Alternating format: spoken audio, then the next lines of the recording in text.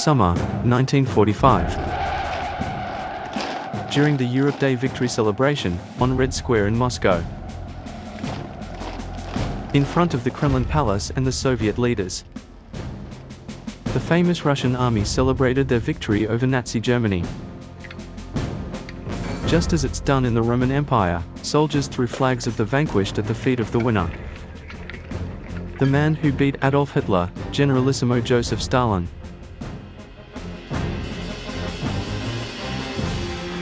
After 20 years of power, the master of the USSR is at the height of his glory.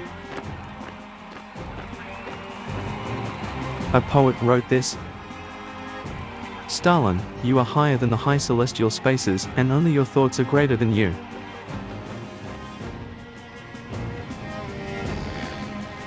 Your spirit, Stalin, is brighter than the sun. We call him the small father of the people. All over the world, he stands for hope of a fairer society.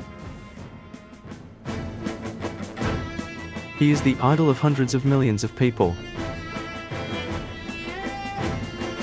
In France, we also sing his praises. With our whole hearts, we proclaim our ardent love for Stalin and we assure him of our unwavering confidence. Et nous l'assurons de notre confiance inébranlable.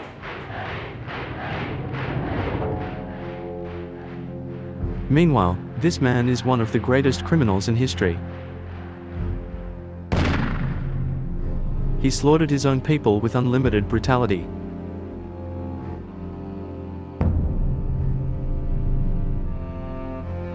We will annihilate without mercy anyone who threatens with facts or even through thought the unity of the state. He put in place the Gulag and enslaved 18 million people.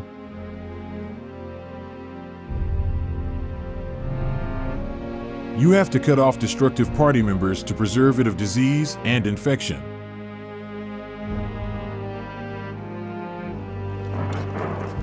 He cynically caused famines which made 7 million deaths. Death solves all issues. No people, no problems. He sacrificed his family to his own power. A true Bolshevik shouldn't have a family.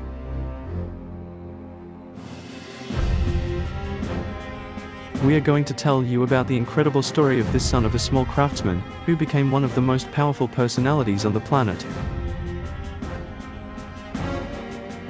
We are going to tell you how this man, who said he brings joy to his people, became, by dint of megalomania and fanaticism, one of the most deadliest dictators that mankind has known.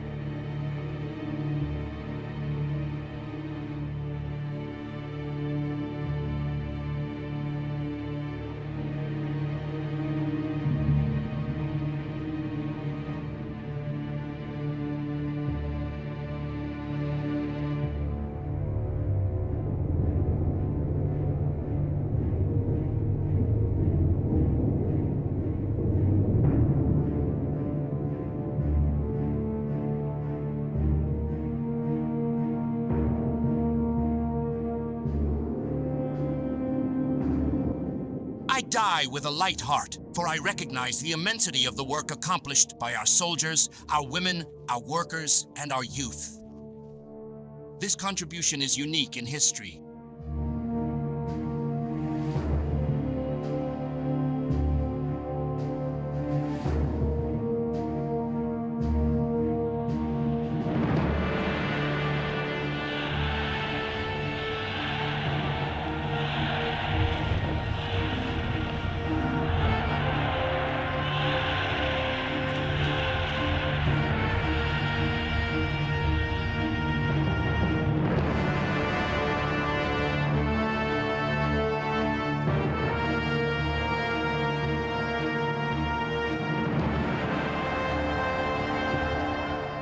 Contrary to what the Jews believe, this war will not end with the annihilation of the people.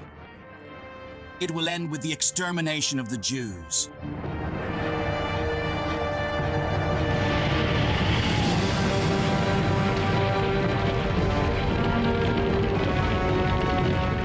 For me, war is not a game. I have no orders to take from my generals. It is with unwavering determination that I will decide the moment of attack. This is my mission.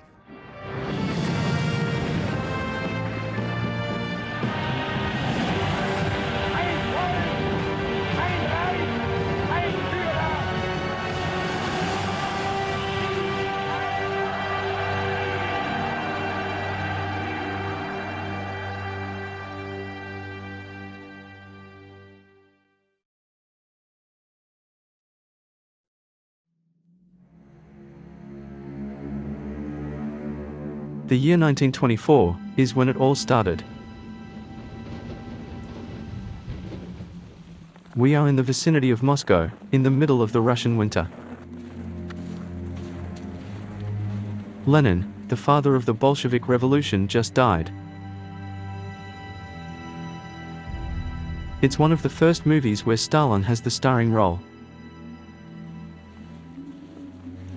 He is carrying the chef's coffin alongside Soviet officials. Stalin is 46 years old. He is Secretary General of the Communist Party, a relatively erased post. Among his comrades, nobody can imagine that he will be the one to succeed the great Lenin. They don't know that 10 years from now, he will have almost all of them arrested and executed.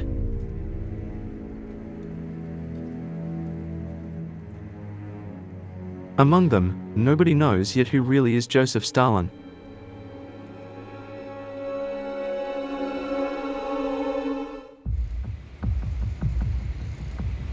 To his comrades, he is an insignificant character. One of them said, Stalin is the most outstanding mediocrity of our party. Another confirmed, We are not afraid of Stalin. As soon as he will want to get on his high horse, we will eliminate him. For long now, Stalin has been hiding his real intentions. His real name is Iosif Jugashvili. He was born in 1878, in the time of the Tsars, a monarchical regime based on inequality and submission to the monarchs. With a childhood spent in poverty, an alcoholic and abusive father, he grew up with Orthodox monks. Very early, he joined the fight against the Tsar and took the name Stalin, the Man of Steel.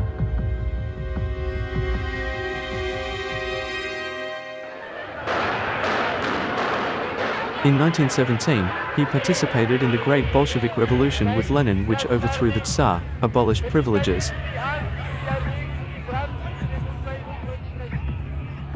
and gave power to the people.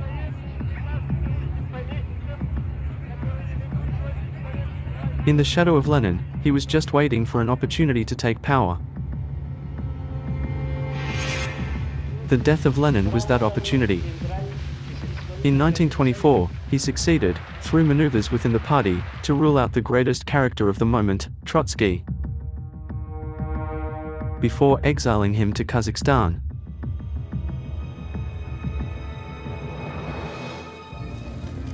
Nobody saw it coming.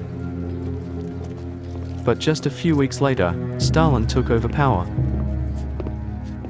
He won't leave it anymore. He chose to settle here, in the Kremlin citadel, the former palace of the Tsars. It's from there that he will lead the USSR, the Union of Republic Soviet Socialists, the largest country of the planet. With a few people who will follow him blindly for about 30 years. He wanted to go further, much further than Lenin. He wanted to rewrite history, and his determination was absolute. We Bolsheviks, we are a special breed. The others have no value, they are not worth a dime. Do not doubt it, comrades. To the working class, I am ready to devote all my strength and every drop of my blood.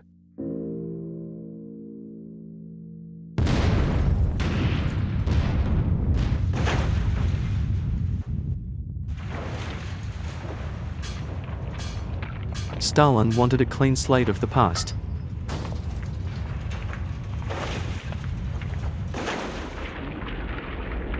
He abruptly wiped out the traces of old Russia that the revolution had spared.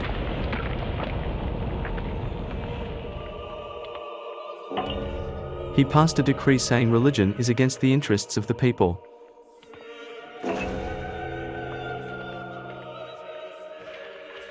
Across the country, he removed the old Orthodox icons before destroying them.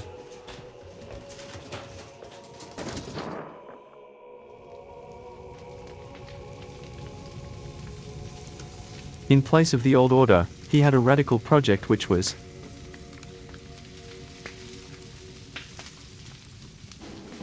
to build communism.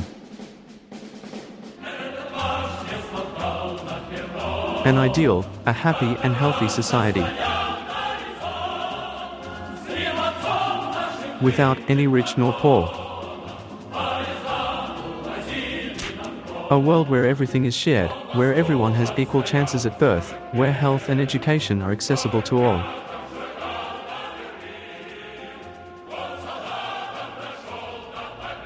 For the Soviet Union, he has unlimited ambition. Old Russia has always been defeated because of its delay. Slowing down the pace means to lag behind. And the stragglers will be defeated.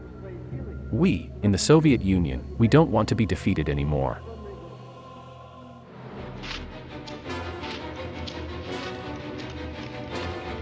He launched gigantic construction sites. Skyscrapers, subways, railways, dams, power plants.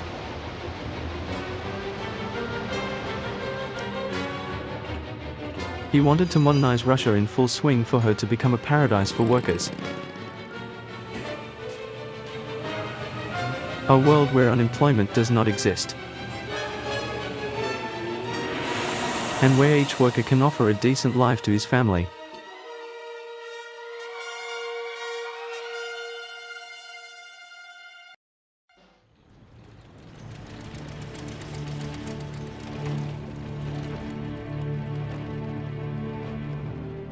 Since the end of World War I, the German people have been suffering the consequences of defeat. The economy is in ruins, with over a third of the working population unemployed. One of these unemployed workers remembers.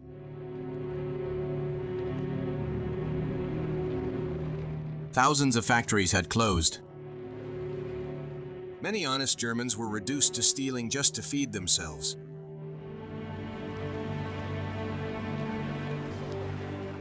We all dreamed of a better world. Like so many others, I had lost everything. That's why I joined the National Socialist Party.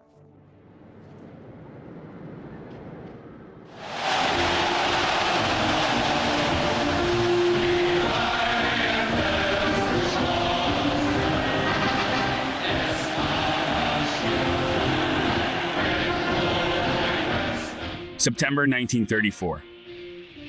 The National Socialist Party has been in power since its election victory 20 months ago. At the Nuremberg rally, tens of thousands of Germans come to cheer their new leaders, including Chancellor and Führer Adolf Hitler.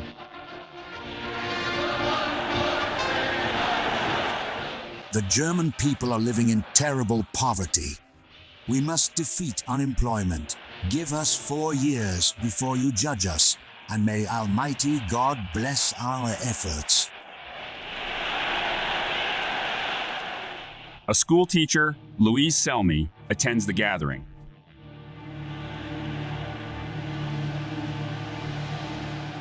A shiver runs through the ecstatic crowd. The Führer arrives. Emotions are at their peak. It's an endless ovation.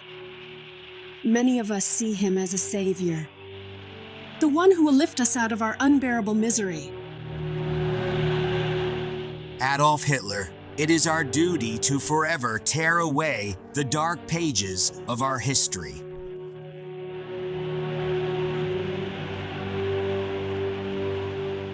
From misery, distress, and destitution, a new German Reich will be reborn.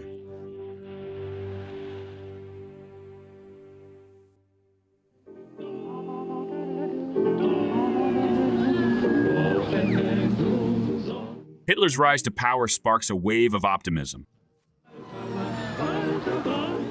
Testimony from a female doctor, her tater.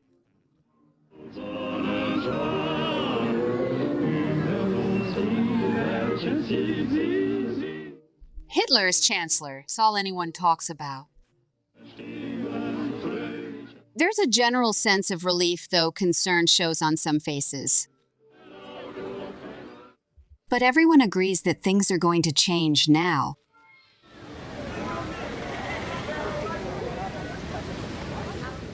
Gradually, living conditions for the German people improve. Unemployment is virtually eliminated. Workers can even go on vacation abroad thanks to subsidies from the German government. One of them, Hermann Schutz, leaves for Italy. Who would have thought that one day a German worker could afford a vacation on the Italian Riviera? When we return to Germany, we'll show our gratitude to the Führer by working twice as hard to help him achieve his goals.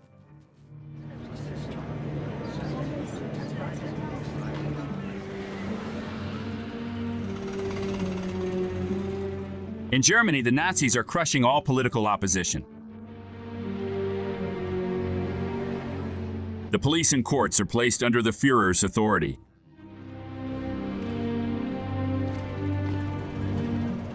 Power is entirely in Hitler's hands. You can't all see me, and I can't see all of you. But you feel me close to you, and I feel you close to me.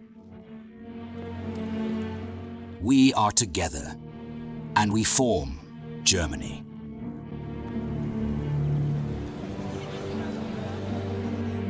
In September 1935, Hitler proclaims new decrees that make German Jews second-class citizens.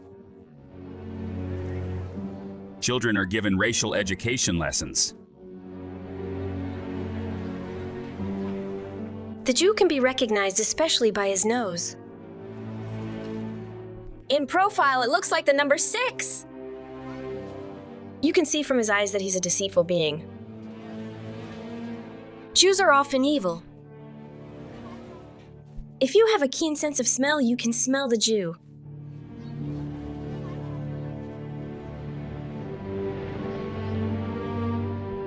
Freedom of speech is ruthlessly repressed. Tens of thousands of people are thrown in prison, like journalist Stefan Laurent, who dared to criticize the Führer in his newspaper. I'm writing from cell number 24. Outside, a new Germany is being born. Millions are rejoicing. Hitler promises everyone exactly what they want. But when they come to their senses, they'll realize they've been taken for a ride and fooled.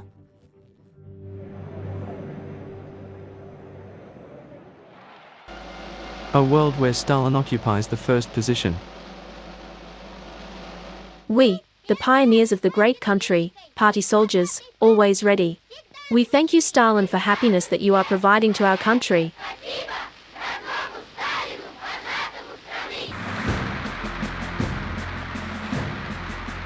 Stalin is the leader of the communists. His portrait is everywhere. in factories, on trains, in every classroom,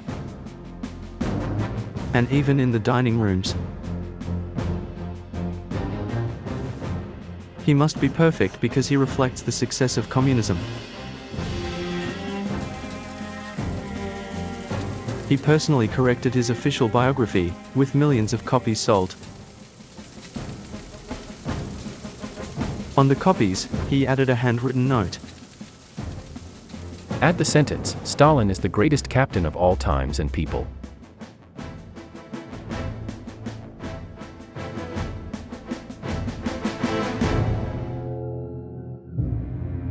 Actually, the real Stalin is more common. He is only 5 feet 3 inches feet. He is putting on his wedge heel shoes. He often stands on a small wooden plate that makes him look taller. Look at this exceptional image. It's his real face. His skin is pocky because he had smallpox at the age of 7. But strange enough, in public, he had pristine skin. The new master of the Kremlin is a mystery to his people. He spends his time locked up in his office and he hides jealously his private life.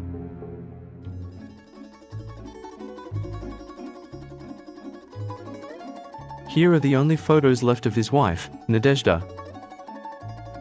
She was a former wrestling comrade, 22 years his junior. He had 2 children with Nadezhda, Vasily and Svetlana. He devoted little time to them, but on his little girl, he demonstrated a real fascination. I miss you, Dad. I don't care if the whole world hates me. If Dad asks me to go to the moon, I will. A few photos show us Stalin in his moments of relaxation. During summer vacation, when he takes his deputies on the Black Sea in party villas.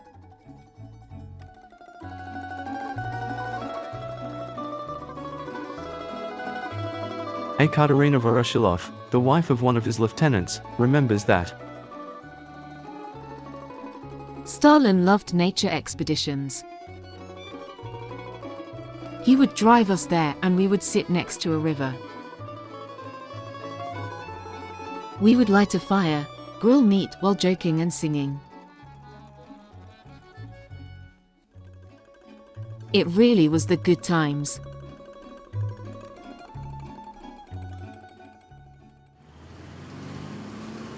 The problem is, for Stalin, from the early years, the bad news are piling up. His politics were disappointing. By multiplying major industrial projects, Stalin sacrificed his daily life. The Russian population was growing. Yet no housing facilities were made available. Families had to move in together in requisitioned apartments and occupied all the small spaces.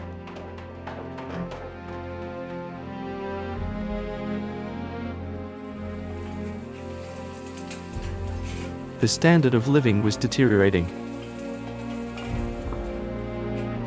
As proof, these clandestinely shot footage on the streets of Moscow are one of the rare proofs of poverty in the early 1930s.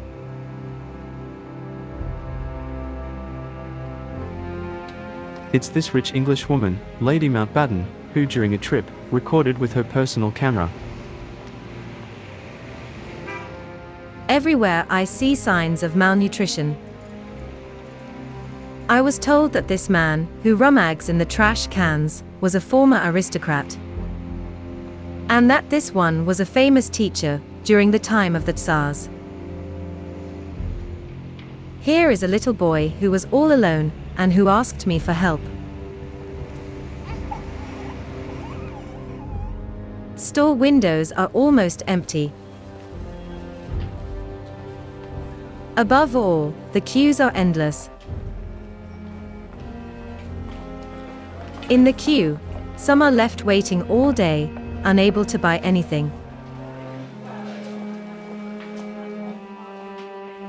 In the USSR, the communist dream is already falling down.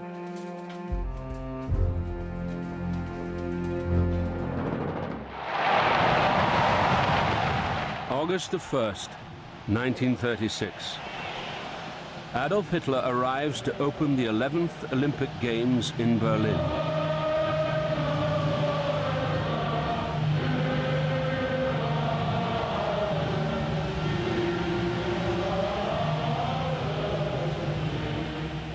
Hitler is determined these games will be a showpiece for his new Germany. Jewish professor Victor Klemperer. I find the Olympics so odious. The chanted slogans on the streets have been banned. Jew-baiting, warlike sentiments, everything offensive has disappeared from the papers. The attention of our guests is repeatedly drawn to how peacefully and pleasantly things are proceeding here. By the end of the Games, the Germans top the medal table. It is a personal triumph for Hitler. In 1940, the Olympic Games will take place in Tokyo, but thereafter, they will take place in Germany for all time to come.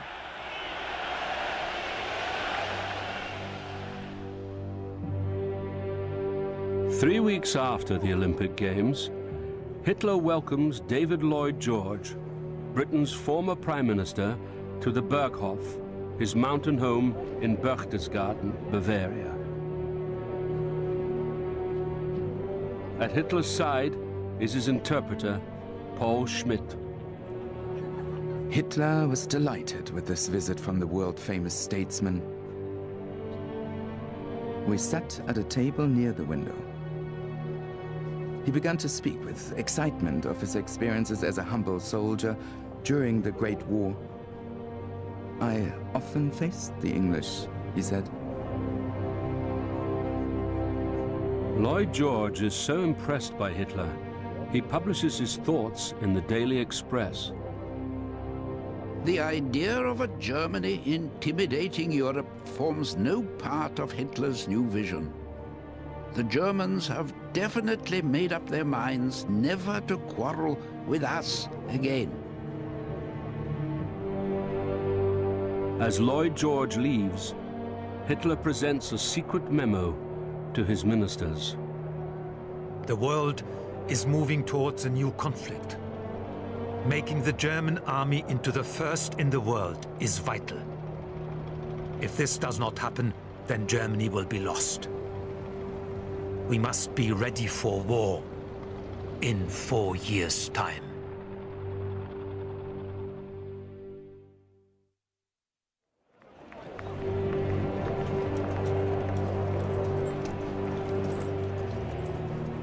July the 18th, 1937. Adolf Hitler's personal pilot, SS Oberfuhrer Hans Bauer, accompanies him to a pageant to celebrate 2,000 years of German culture. Bauer is permitted to film his Führer with his own camera.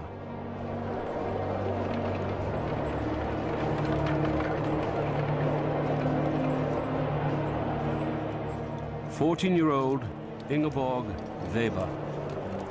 The 4 years the Führer asked for to fulfill his promises are up. What great things he has achieved. The communists have disappeared from Germany. There is no unemployment. The Führer has given us back our self-respect.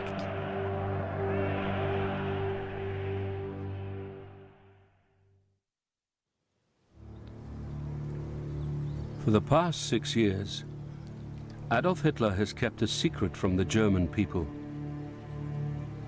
Hidden away from all but his closest companions is his mistress, Eva Braun. The weather is so wonderful, and I, the mistress of the greatest man in the world, am sitting here and gazing at the sun. With a camera given to her by Hitler, Eva Braun films his private life. I'm so terribly happy that he loves me so much, and I pray that it will always be like this. He has had a head full of politics all this time, but surely it is time he relaxed a little. Only members of Hitler's inner circle are allowed to meet Eva. One of them is Hitler's close friend, architect Albert Speer. Never have I met a person who so seldom reveals his feelings. Even towards Eva, he is never completely relaxed and human. Hitler and Eva avoid anything that might suggest an intimate relationship, only to go upstairs to the bedrooms together late at night. Out of sympathy, I began to feel a liking for this woman, who was so deeply attached to Hitler. 25-year-old Eva is from a traditional Catholic family. When Hitler provides Eva with a flat of her own, her father writes a letter. Your Excellency, I find myself in the extremely unpleasant position of having to express to you my distress. I believe the parent supervision of the children until they get married is a sacred principle. This is my code of honor. Please advise her to return to her family. Yours, very respectfully, Fritz Braun. Eva intercepts the letter. It will never reach the Führer.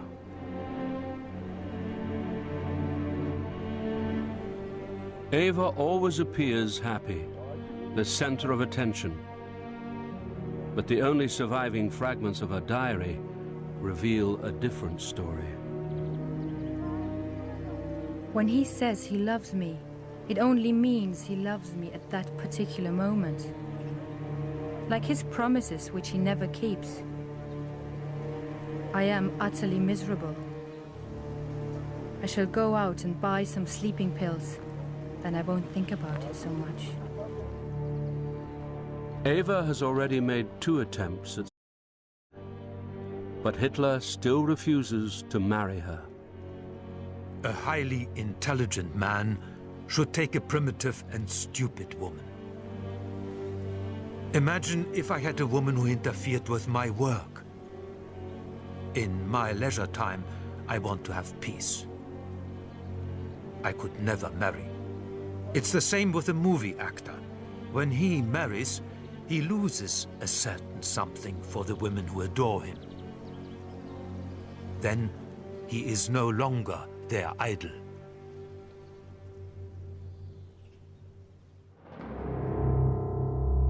But in the Kremlin, Stalin doesn't want to hear anything. For him, there is no such thing as failure. The system was faulty because their policy was being sabotaged. He was looking for culprits among economic officials. Just like the financial desk, Bryukhanov, that he considers incompetent, and who a collaborator drew in an awkward position.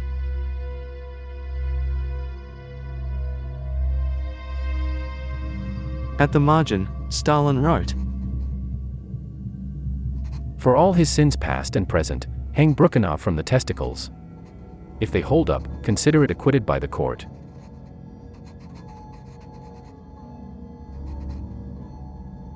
If they give up, throw them in the river." Stalin was only half joking. In 1930, he invented a method to officially point out the culprits. The political trial.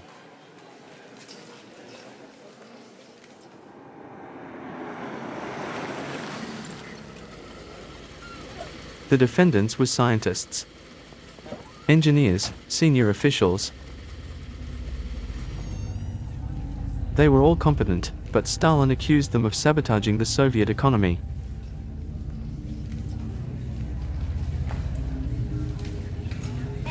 Get up.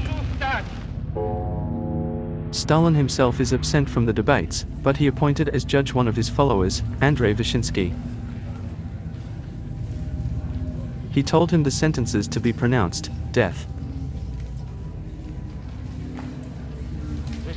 I declare the session of the Special Court of the Government of the Union of the Soviet Socialist Republics open.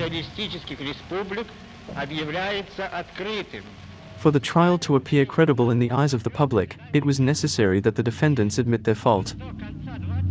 They were tortured for weeks and didn't really have a choice.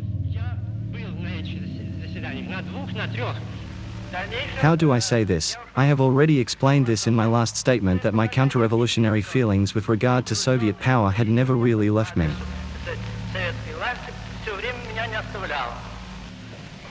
I completely acknowledge this. I acknowledge that. I deserve the worst punishment. For the prosecutor, it's now a piece of cake. The government convicts you and requests that the defendants be shot. After several days of deliberations, the judge pronounced the verdict. He knew that Stalin was dutching his performance. Hence a certain feeling. Kalashnikov Ivan Andreevich, according to Articles 583, 584, 586 and 5811 of the USSR Code, the Soviet Union gives you the highest sentence, being shot with the confiscation of all your assets. Their sentence will be commuted to 10 years in prison. But the message is clear: those who oppose Stalin will be brutally crushed.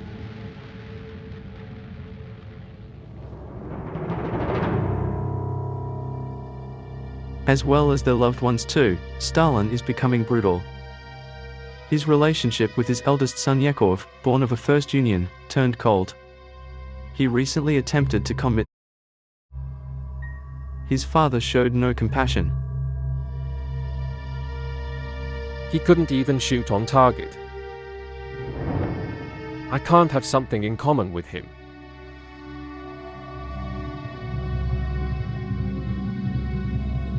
Stalin's relationship too was not doing well. His wife, Nadezhda, is fragile. She was constantly rebuked by her husband.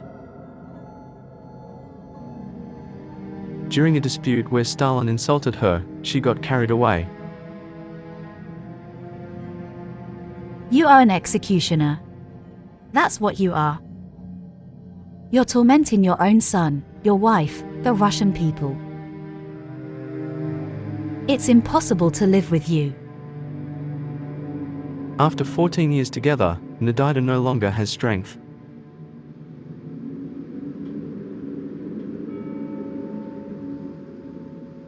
One winter evening, after another quarrel during an official reception in the Kremlin, Nadezhda returned to her room and committed suicide with a revolver bullet in the heart.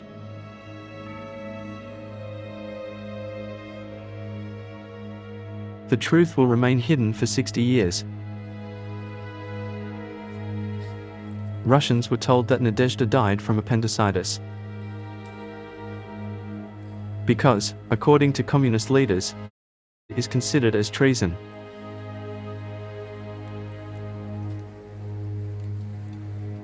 Even her friend Paulina Molotov condemned it. Nadezhda was wrong. She left Stalin at such a difficult period.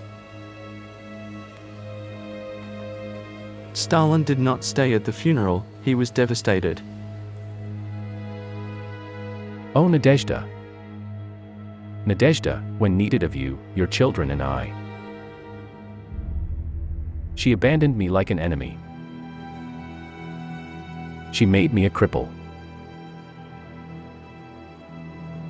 She ruined my life.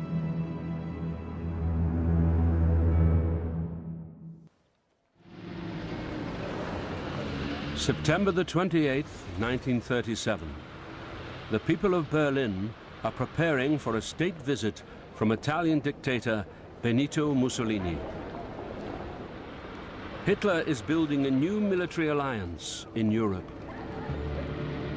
We do not intend in rearming Germany to create an instrument of military aggression, but, on the contrary, exclusively for defense and the maintenance of peace.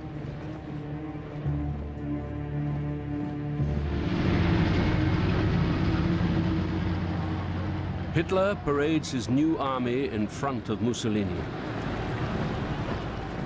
Accompanying the two dictators is Hitler's interpreter, Paul Schmidt. I had ample opportunity of observing the two of them. Hitler's voice was rough and often hoarse. Sometimes his eyes blazed.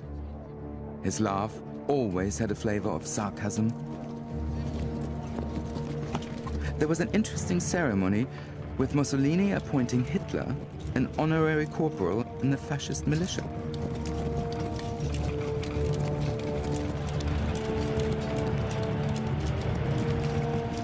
Hitler has also signed a pact with Japan.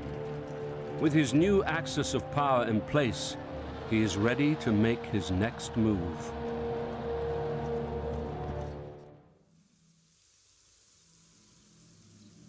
In the USSR, nothing will be the same again.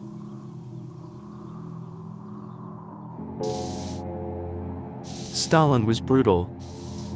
From now on he will be merciless. His first targets were peasants who refused to give their land to the state and joined the kolkhozes. These huge cooperatives where everything is shared, under party control.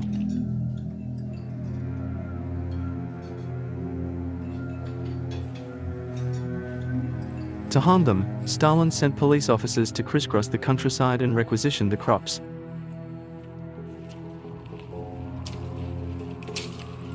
Their mission is to asphyxiate families who resist his policies. Tortures are assassinations. Nothing could stop them. One of these policemen is Lev Koplev. I took part in these expeditions, probing the ground to discover the hideouts. I emptied the pantries while forcing myself not to hear the children's tears and the moans from women. Anything was allowed.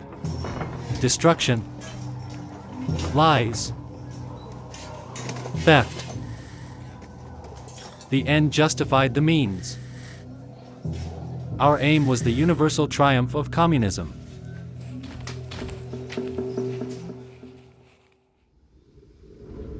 (1933), the year of the result. Stalin's requisitions caused a tragedy in Ukraine. One of the richest regions in Europe was already been ravaged by the famine in the 1920s, under Lenin.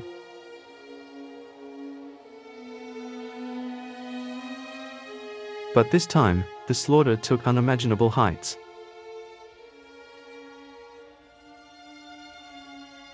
The peasants no longer had something to eat. A father wrote to his son in Moscow, "My dear son, I am writing to you to tell you that your mother is dead. She died of starvation after months of suffering. I don't have much time left myself." Some members of the party on site did not understand that this famine is known and even wanted by Stalin. They protested. Is Comrade Stalin a member of the Politburo? Is he aware of what's going on in Ukraine? Otherwise, let me hint you.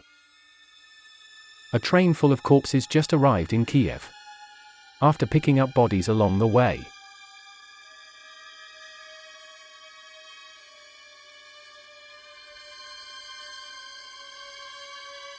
In Moscow, Stalin wanted to eliminate the Ukrainians who were still resisting his policies. He prohibited hungry peasants from leaving their villages to get to the big cities. In good conscience, he condemned to death 5 million people. half of whom were children. It's one of the greatest massacres of the century.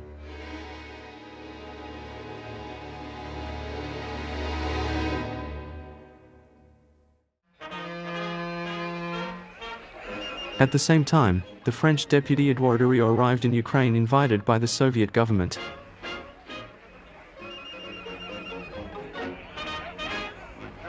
I make ardent wishes for the prosperity of the Russian people. And I hope that my trip will be useful for their happiness and the people's peace.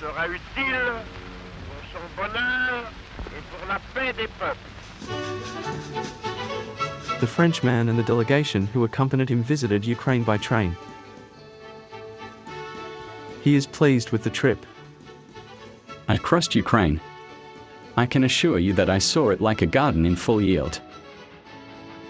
There are only kolkhoz gardens, irrigated and admirable crops. While it is said that Ukraine is being ravaged by famine, allow me to shrug my shoulders.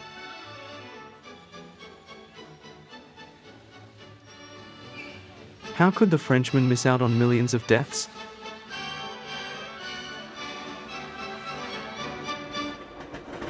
In fact, the streets were cleaned prior to his arrival.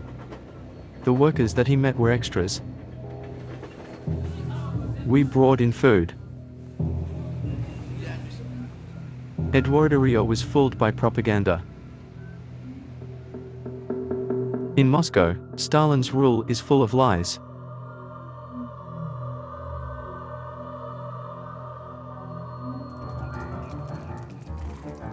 He gave a mission to journalists and filmmakers.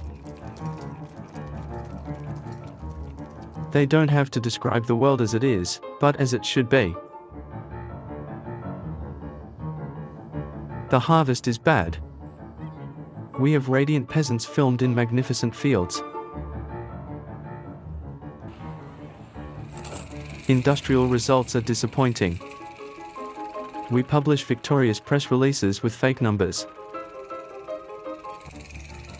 We invent heroes like this famous miner, Alexei Stakhanov. During a competition, he broke down the productivity record by extracting 14 times more of coal than others. This story is completely false. It was made up by the party. But it helped abuse the Soviets.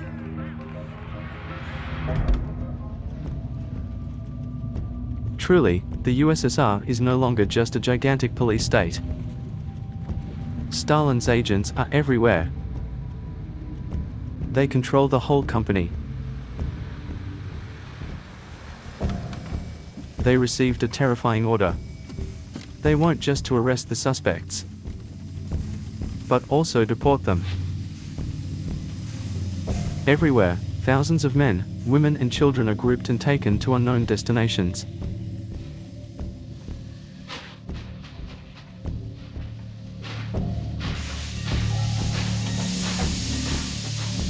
A child remembers.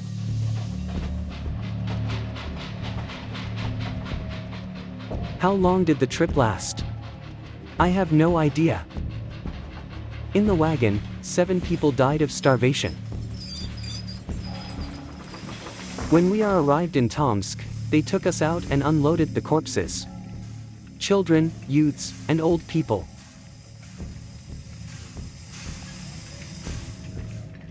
They headed to the Gulag, Soviet labor camps.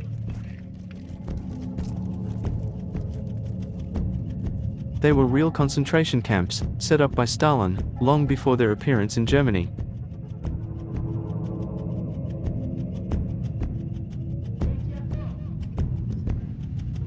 These were all enemies of the revolution, at least from an official point of view. Actually, ordinary citizens. Notable people, religious people who have nothing to be blamed for but don't fit with the functioning of the regime.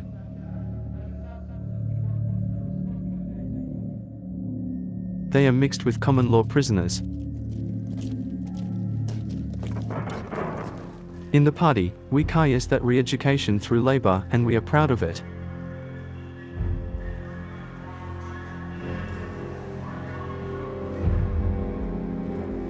Here, the deviant spirits must be put back on track.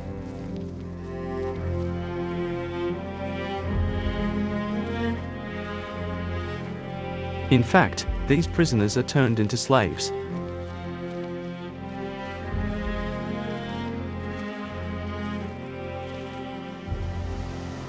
In the camps of the far north, the temperature sometimes falls down to -50 degrees. A prisoner wrote, "It's dangerous to stop moving. I can't stop kneading my toes and clenching my fists.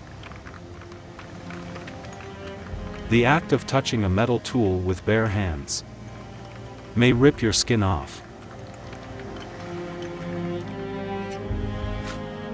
Maria Iov can't take it anymore. She's a political prisoner. Our team is composed of intellectuals.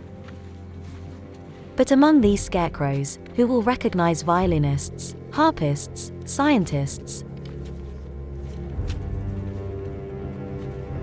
We are in a constant state of daze and stupefaction.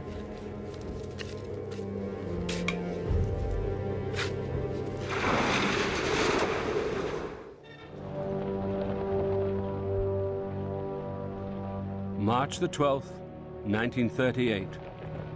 Hitler announces the Nazi takeover of Austria.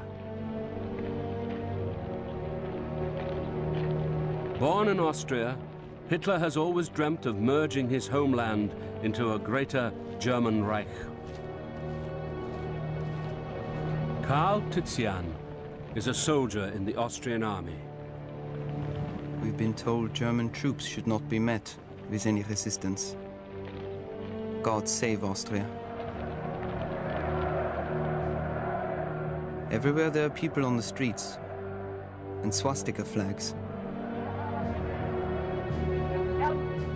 Germany has apparently saved us from the communists.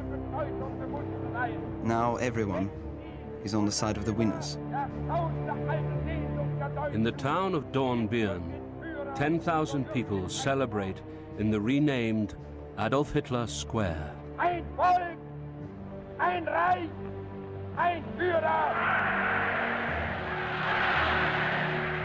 I believe that it was God's will to send the boy from here into Germany, to raise him to be leader, to return his homeland to the Reich. For me, this is the proudest hour of my life.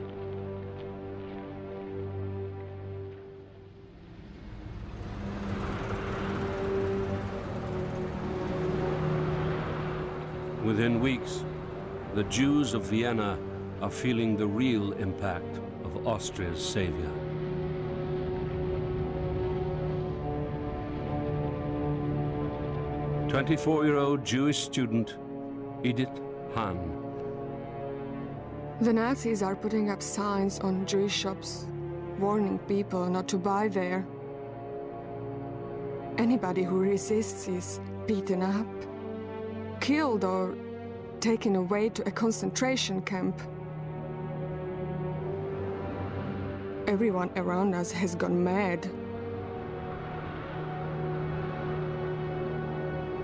They were born hating us, raised hating us, and now the veneer of civilization, which had protected us from their hatred, has been stripped away.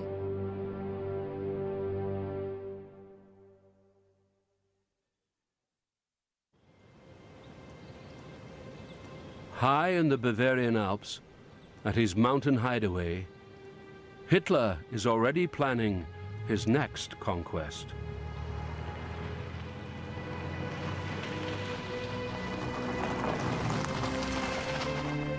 The diary of Nazi propaganda chief Joseph Goebbels. Now comes Czechoslovakia. The Führer is wonderful, a true genius. He sits for hours over the map and broods. The Führer is pleased that Czechs are being so stubborn. All the more will they be torn to pieces one day. And they haven't the slightest idea what's going to happen. Poor fools. Hitler claims that ethnic Germans living in the Czechoslovak province of Sudetenland are being oppressed. German newspapers are full of fabricated stories of violence and On August 2, 1933, an event showed the cruelty and absurdity of the system.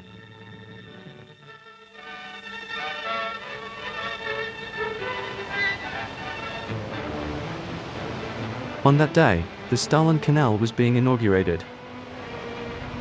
200 kilometers of waterways that connect from the White to the Baltic Sea.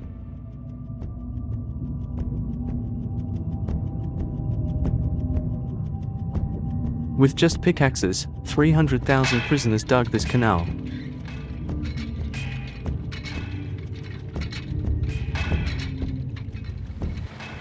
Exceptionally, Stalin chose to move. He wanted to make the canal that would bear his name, the symbol of his success. Theoretically, it was a technical feat. The construction deadline of the Panama Canal was shortened.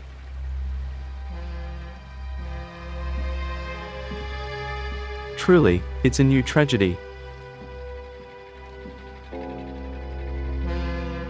30,000 prisoners, or 1 out of 10, died during construction.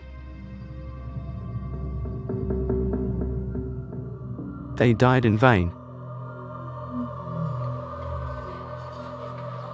It seems hard to believe, but to meet up with the time limits set by Stalin, the channel was not dug quite deep.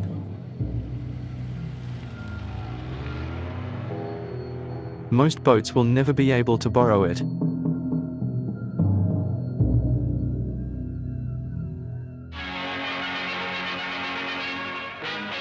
Abroad, we are far from imagining the horror caused by the Stalinist system.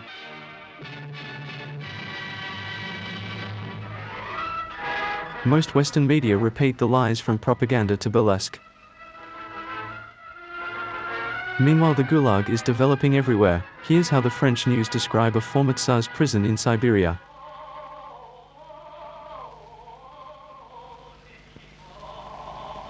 Once upon a time, the Tsar revolutionaries were locked up there. Today, the Soviet government decided to give another use to this location.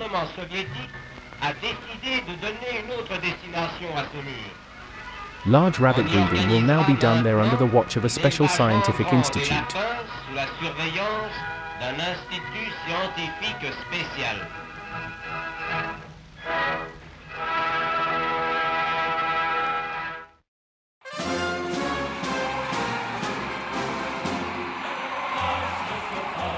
Intoxicated by propaganda, every year, communist delegations from all over the world and especially from France, came to Moscow to greet the little father of the peoples.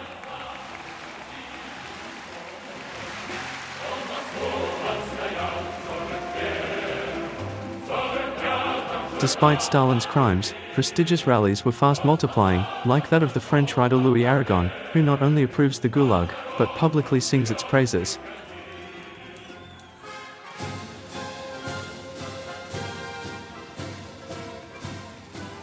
The proletariat will undertake this historic task, rehabilitation of man by man. We are at a moment in the history of mankind that looks like in the transition from ape to man.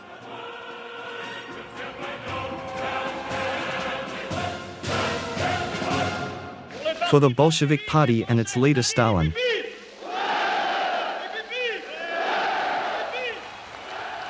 how do you explain such dazzlement? At the 1935 Congress in Moscow, Maurice Thérèse's speech, the leader of the French Communist Party, explained that Stalin gave back to the workers their pride. Listen, comrades, for a moment, it happened that communist workers didn't know how to respond in factories, didn't know how to defend themselves against such blames or such accusations. There was a time when, because of drying sectarianism, they did not have the means to respond. There was no longer harmony between them and the great mass of workers. Now they're proud, they're talking, responding, giving their arguments. They are known in factories, they say they are the communists. Those are the ones who organized the United Front and the Popular Front. We are sure of victory because the helm of our ship is in the firm hands of the greatest pilot, of our dear and great Stalin. Blinded by his communist ideal, the Frenchman did not see, or did not want to realize that Stalin had moved on a long time ago. And that his only purpose was now to consolidate his power. Stalin decided to kill the entire generation which was still shading him.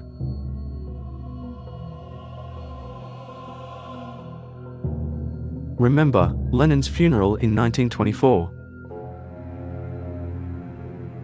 Most of those who carried the coffin with Stalin would die.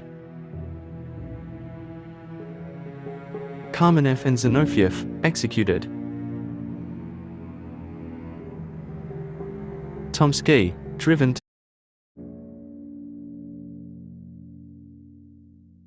Rykov, shot. Rodek, murdered.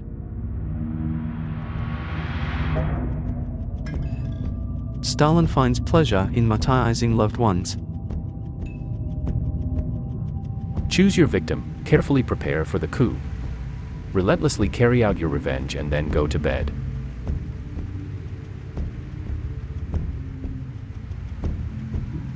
There is nothing sweeter than this in the world. In 1938, he attacked his closest partner in the fight, his dear Bukharin.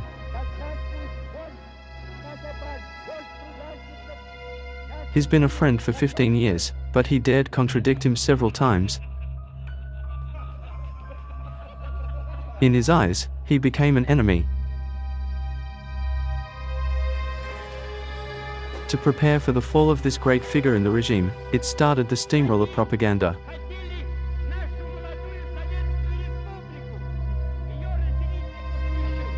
Across the country, we are of the opinion that these conspiracies were fiercely committed by the agents of capitalism, dogs of fascism, none other than Bukharin and his crew. Comrades, what I have to tell you was confirmed by Stalin. Our country is surrounded by enemies who want to destroy our country and our people. Death to these enemies, death to these parasites.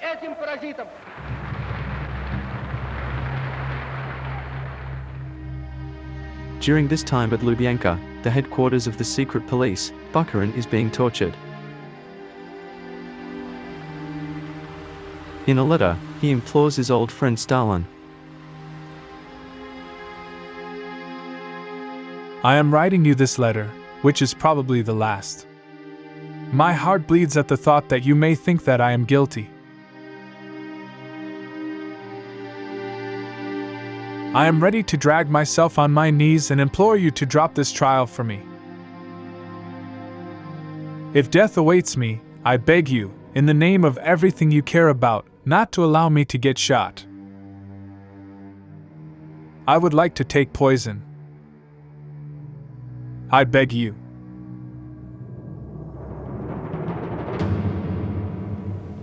It is indeed death that awaits Bukharin.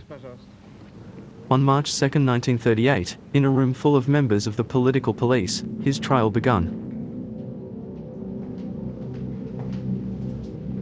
It's mere formality. Our people want one thing. We need to crush these pests. Bukharin is in the defendant's box, but there is nothing left, no image of him. He was not considered docile enough to be used for propaganda. He will be shot and his family deported.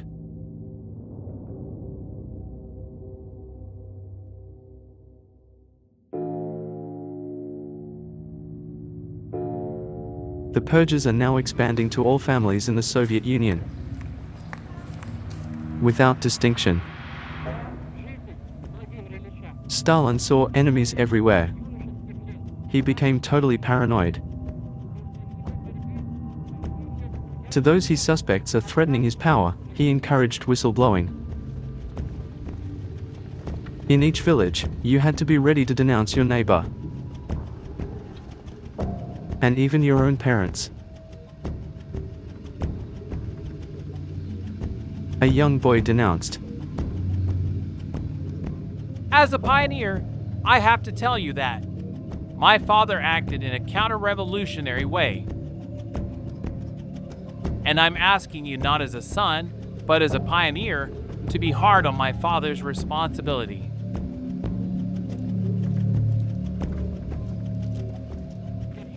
Stalin had a henchman, Nikolai Yezhov, nicknamed Dwarf because he was only 5 feet 5 inches tall.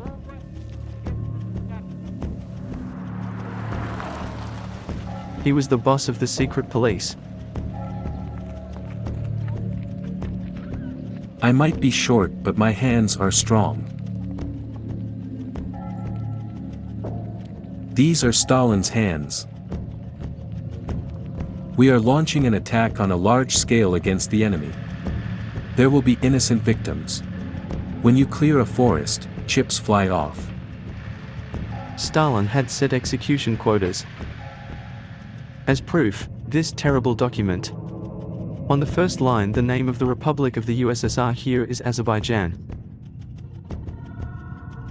Followed by 3 columns of figures. 1 for executions, 1 for deportations, and 1 last for the total.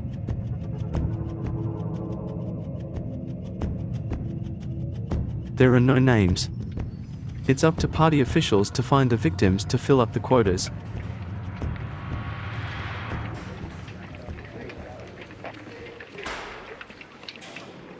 A random file in the archives of the political police. Name, Silarov. Heritage, a wooden house 8 square meters, a cow, 4 sheep, 2 pigs.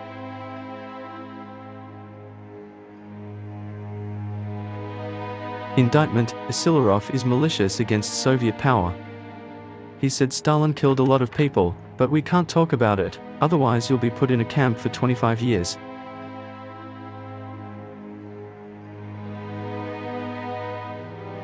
Verdict, shoot Silarov and confiscate all his property.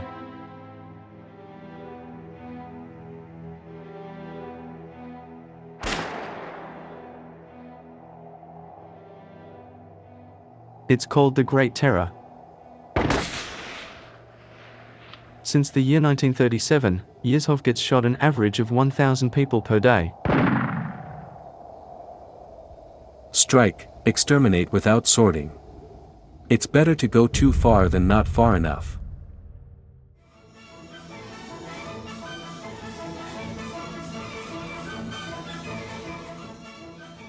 In the midst of terror, yet, life continued as if nothing had happened.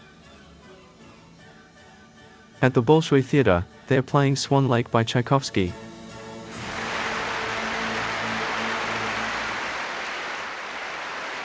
It's Stalin's favorite ballet.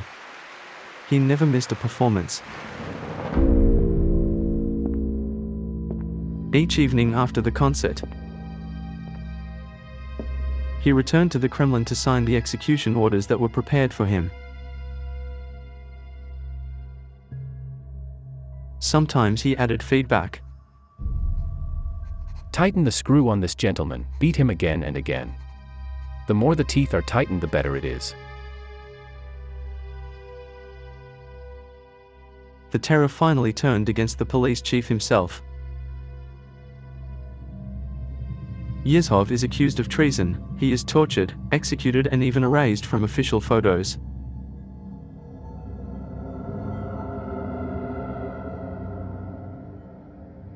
In 1938, Stalin had eliminated all his enemies, be it real or imaginary.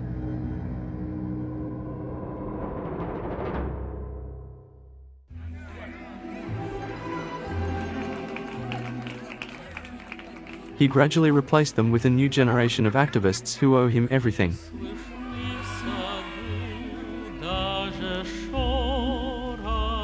They are the nomenklatura. The new people, that which Stalin dreamed of and that whom he can count on.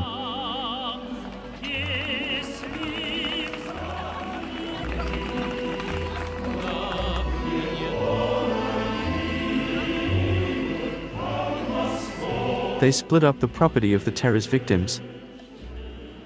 And they took advantage of apartments vacated.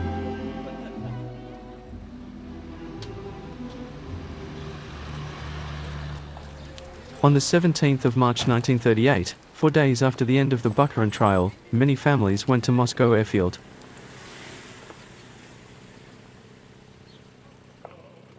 Be it activists, officials, they were all present to welcome a Russian plane which connected Russia to America passing through the North Pole.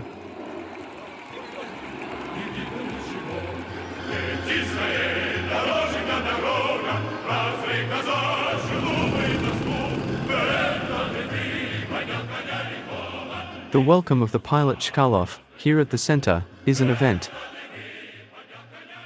Stalin decided to make him a new Soviet hero.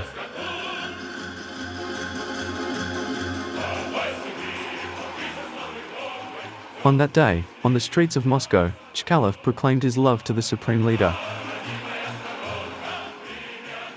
I am ready to die for Stalin. If we have to give him our lungs, we will give our lungs to Stalin. And if we have to give him our heart, we will give him our heart.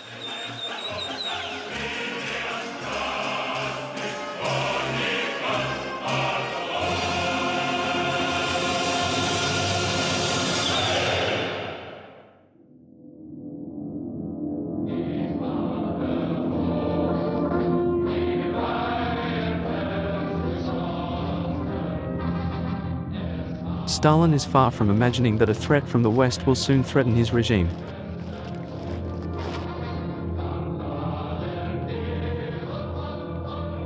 In Germany, the Nazi Party has been in power for over 5 years now. He advocates superiority of the Germanic race. As leader, Chancellor Adolf Hitler, just like Stalin, has established a dictatorial regime.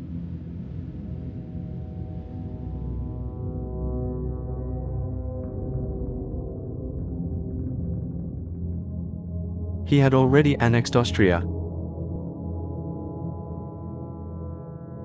He wanted to seize all of its neighboring countries, including France. But most of all, he dreamt of attacking the Soviet Union and to annex its territory for the benefit of the German people. The mission of the Nazi movement is to destroy Judeo-Bolshevism.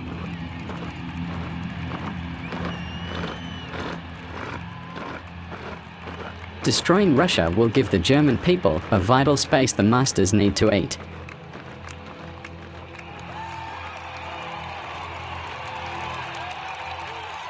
My ambition is to be the man who will break Marxism.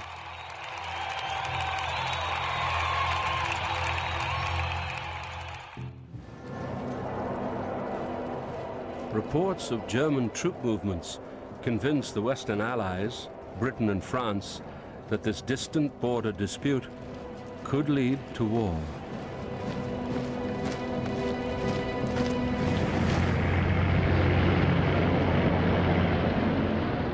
During the annual Nazi Party rally, the news is announced that negotiations with the Czech government have broken down. When Hitler begins his closing speech, the whole world is listening. Ein Führer! Sieg heil! Sieg heil! Sieg heil!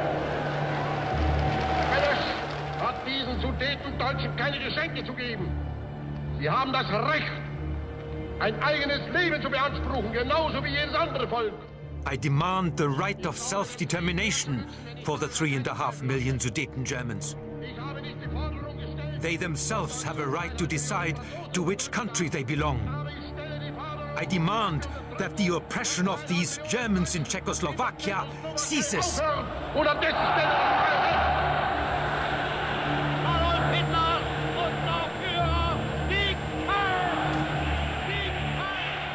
Two weeks later, Czechoslovakia's fate is sealed when Hitler meets British Prime Minister Neville Chamberlain. The agreement signed last night is symbolic of the desire of our two peoples never to go to war with one another again. I believe it is peace for our time. Hitler's troops are allowed to march into the Sudetenland without a shot being fired. I have made sacrifices, and I have shown great restraint. It is the last territorial demand I shall make.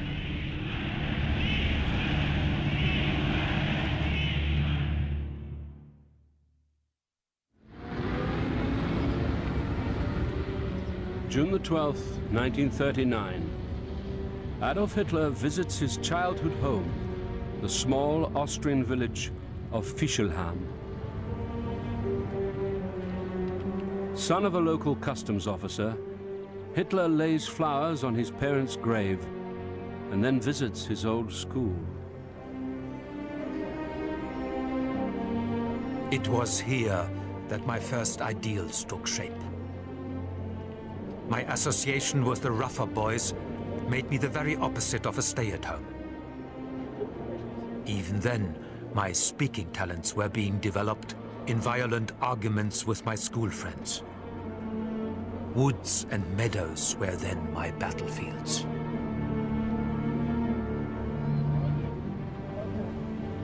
Hitler is now 50 years old. On his birthday, a woman writes to her local newspaper. My children look upon the Führer as he who gives the orders for everything. To them, the Führer is the creator of the world. School children are even being taught a new song. Adolf Hitler is our savior, our hero. He's the noblest being in the whole wide world. For Hitler we live, for Hitler we die. Our Hitler rules a brave new world.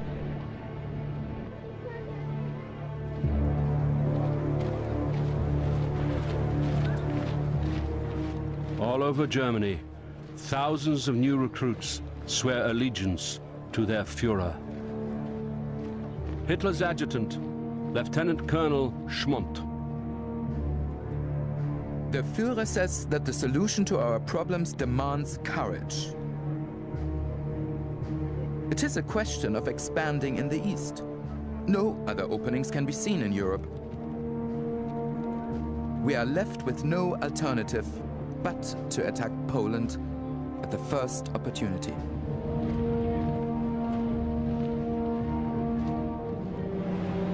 This time, Britain and France warn Hitler if he attacks Poland, they are prepared to go to war. Nazi propaganda chief Joseph Goebbels. We know for sure that the British are too weak and too cowardly to get in our way. The Führer says that Britain now has the most rotten government imaginable.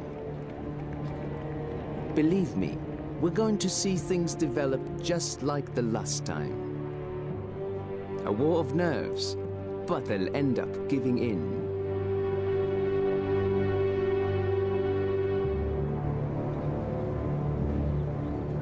Hitler must remove one vital threat before he can launch his attack on Poland. He sends a secret telegram to the Soviet leader. Herr Stalin, the tension between Germany and Poland has become intolerable. A crisis may arise any day. It is desirable to enter into a new relationship with each other. I should be glad to receive your early answer. Adolf Hitler.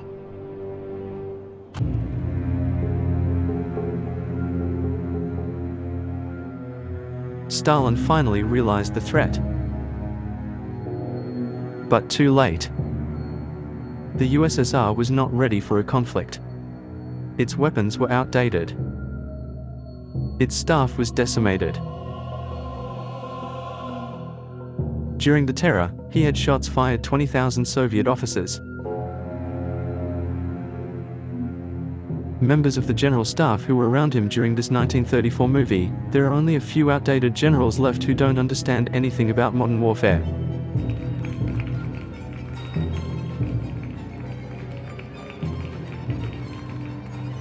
just like the dashing Budiani. You won't change my mind. As soon as the war breaks out, everyone will shout, "Chonget the cavalry." To make up for the delay, Stalin needs some time. In August 1939, he managed to get along at the last minute with Ribbentrop, Hitler's ambassador to Moscow. The two giants signed a non-aggression agreement just a few days before triggering the World War.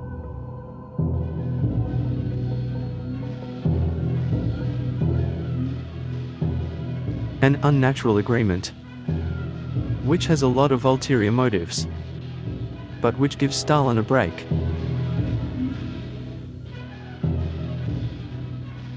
It's all just a game about who gets the other one up their sleeve. You'll see, Russia will succeed to avoid war with Germany for a while longer.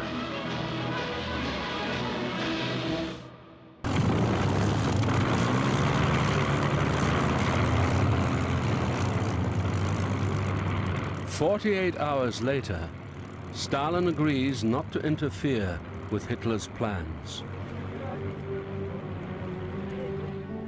More than 2 million men await their Führer's orders.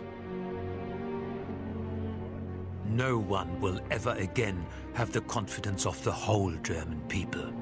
All depends on me. Our enemies have leaders who are second-rate. I saw them in Munich.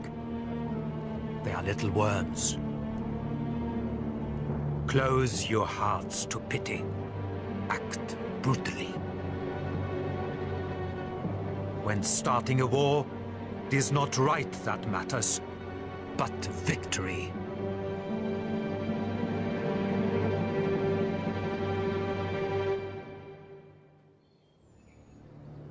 Early on the morning of September the 1st, 1939, the German army invades Poland. The news is broadcast throughout Germany by Adolf Hitler himself. Werner Hartz is in Berlin. The streets are empty, and there are no troops to be seen. There are no cheering people, such as we had at the start of the Great War. War has broken out quietly, as if under a cloud. 2 days later, Britain and France declare war on Germany. Adolf Hitler has started a Second World War.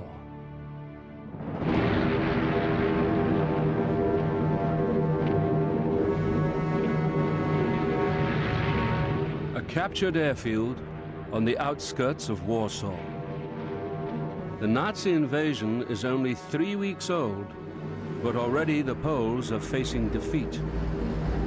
A jubilant Hitler arrives to congratulate his troops. Endless columns of the Polish army have become prisoners of war. Whatever remains must surrender and lay down its arms, or it will be destroyed. As part of the secret pact with Stalin, the Red Army invades eastern Poland. When the Poles still refuse to surrender, the city of Warsaw is devastated.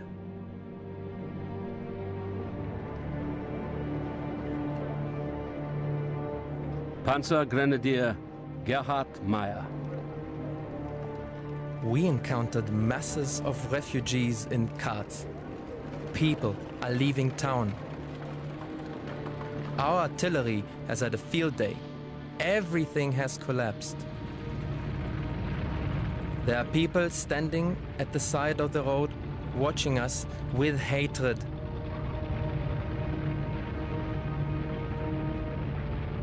Hitler's defeat of Poland leaves 70,000 dead.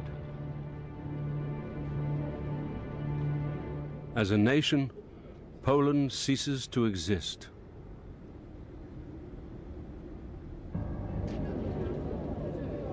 Hitler hopes that his destruction of Poland will serve as a warning to Britain and France. He makes them an offer of peace. When it is dismissed, he is enraged. Joseph Goebbels. The Führer believes England has to get a knockout blow. England's power is now simply a myth, not a reality any longer. All the more reason why it must be smashed. Before then, there will be no peace in the world.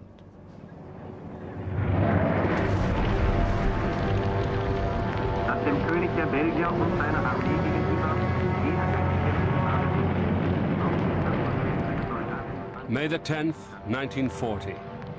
Hitler launches Blitzkrieg in the West.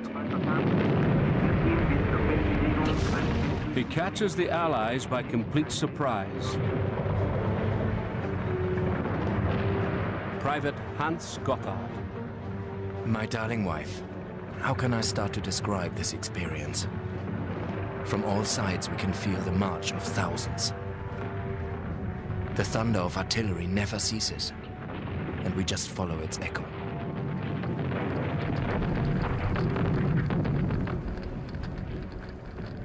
In just 2 weeks, the German army has the Allies on the run.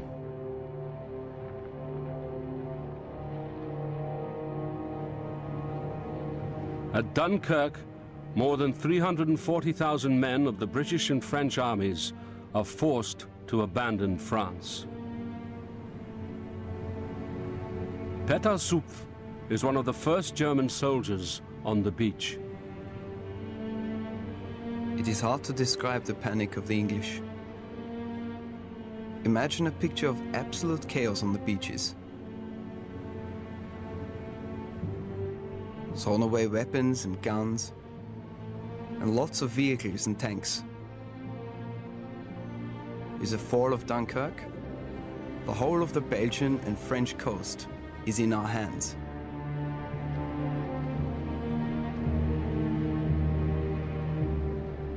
With the British army beaten, France is now alone.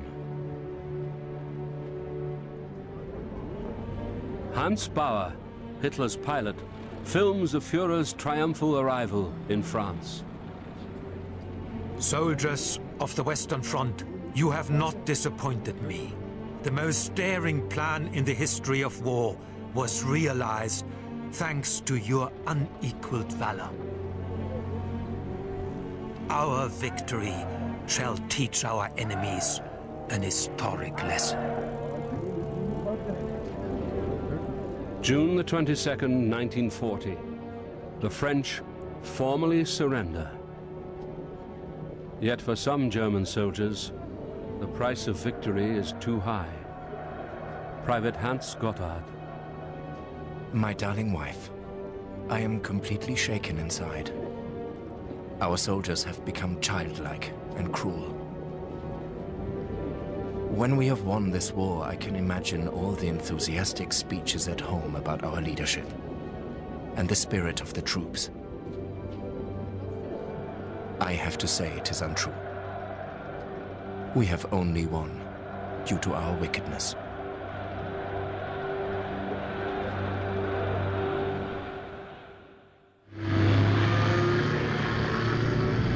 "6 a.m., June the 28th.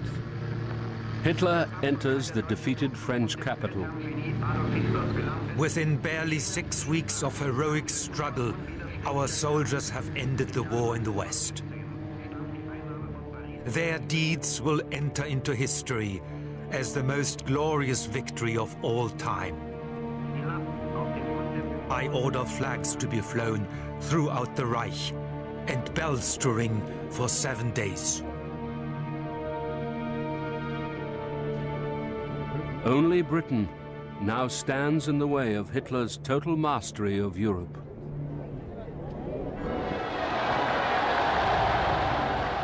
A week later, he returns to Berlin. Hundreds of thousands of people line the streets to greet him. He makes yet another offer of peace to Britain. Mr. Churchill should place his trust in me. The continuation of this war will end in the complete destruction of one of our two nations. I know it will be Britain. I direct yet another appeal to reason. Winston Churchill refuses the offer.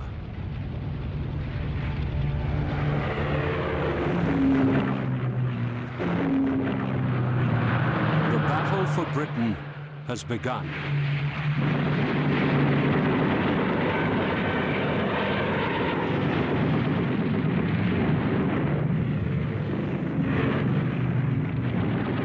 Hitler believes his pilots must eliminate the Royal Air Force before an invasion can take place. This time they encounter a more formidable enemy.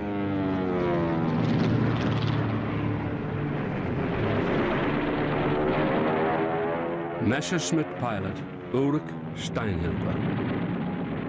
I can report I've now shot down my 4th Spitfire, but it cost me an excellent pilot. The day before, we had 3 more losses. My wingman was also caught. There are only 12 left from the old crew. The British have a new engine in their Spitfires, and we can hardly keep up with it.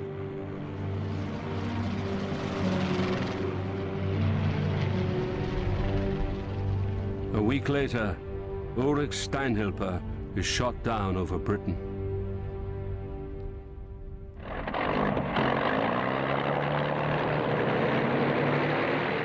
When Churchill orders the bombing of German cities, Hitler switches his attack from the RAF to the British people.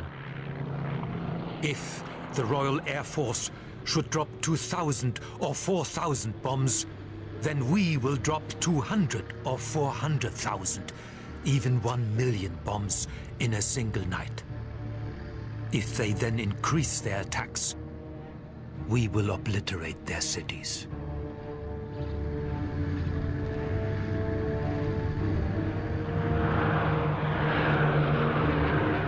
Hitler's pilots blitz Britain day and night.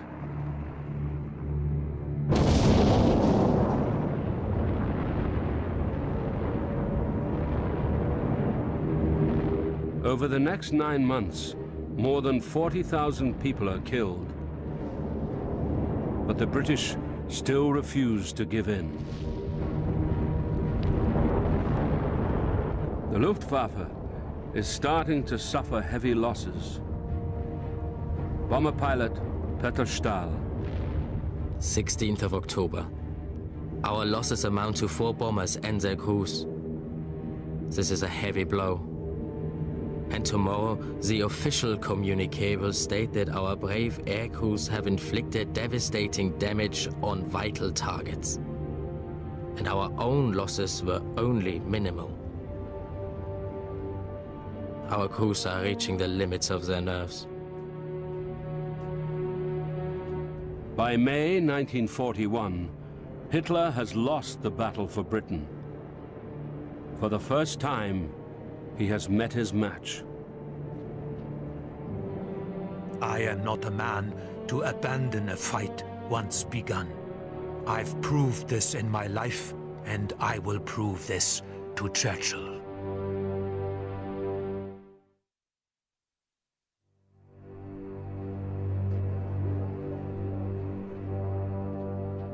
In Hitler's new eastern provinces, victory has brought a brutal new regime.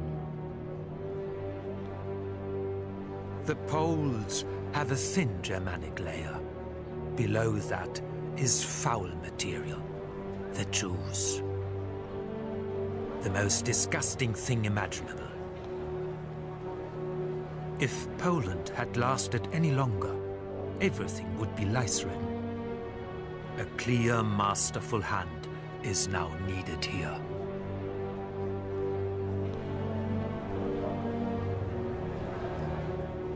Hitler requires all Jews to be marked with a special armband. They are rounded up and forced to live in ghettos.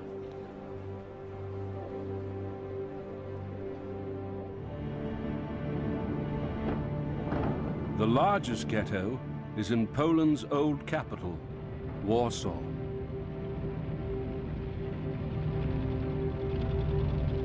"400,000 Jews are confined within its walls. 17-year-old Mary Berg. The ghetto is becoming more and more crowded. There is a constant stream of new refugees. People are ragged and barefoot, with the tragic eyes of those who are starving. Starvation alone is killing 40 to 50 people each day. I saw a little girl crying. She looked at me with her blue eyes and said, "I'm hungry." Why does no one come to our aid? How long are we going to be kept here?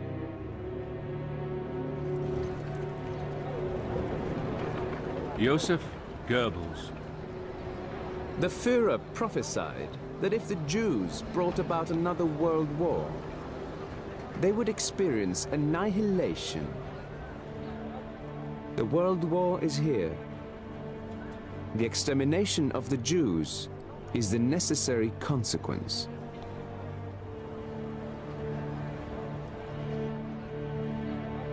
By the end of 1942, almost 300,000 men, women and children have been taken from the Warsaw Ghetto to the death camp at Treblinka. Hitler's final solution has begun.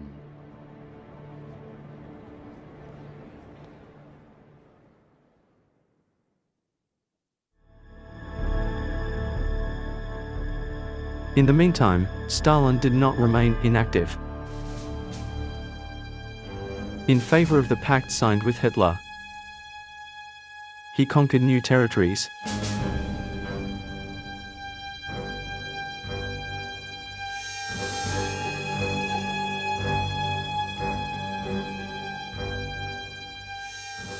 In the winter of 1941, he still thinks is safe from a conflict with Germany. But this time he is wrong.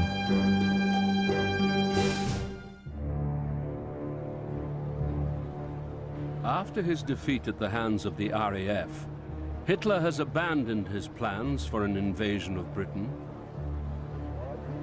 He prepares orders for a new war, this time against his ally, the Soviet Union. Chief of Staff, General Halder. The Führer says that if we can defeat Russia, Britain's last hope will be gone. He believes a campaign against the Soviet Union will be child's play. Some of Hitler's generals are beginning to doubt his leadership. Deputy Chief of Operations, General Warlimont. This means that we are bringing on ourselves a war on two fronts that up to now we have been lucky to avoid. What we need is someone to oppose the Führer, but there is no one.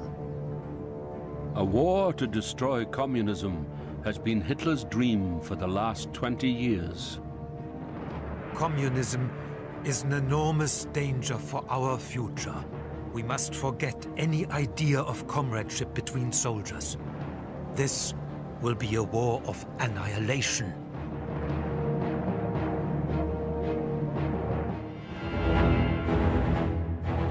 It's the Barbarossa Plan, one of the biggest military operations in history. Hitler planned to overwhelm the Soviet army and to reach Moscow in just a few weeks.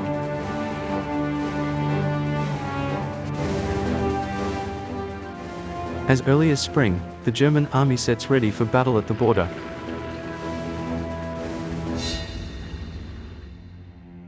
On site, Soviet generals observed troop movements. They sounded the alarm and asked for permissio to deploy soldiers.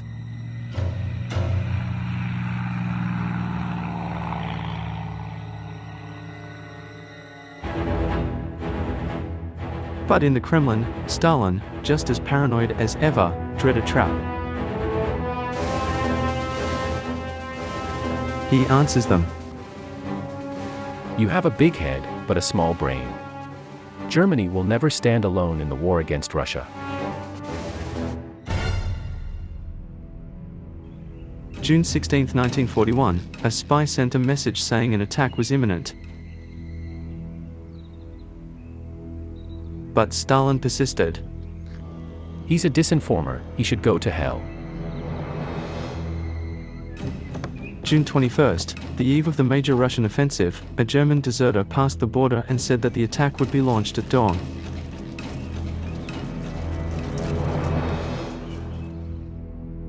Stalin's verdict was, shoot him.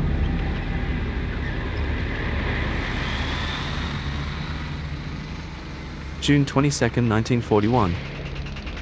The invasion started.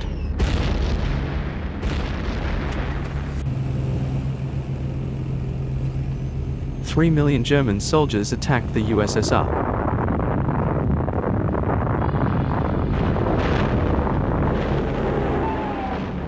From the first hours, they destroyed 1,000 planes on the ground.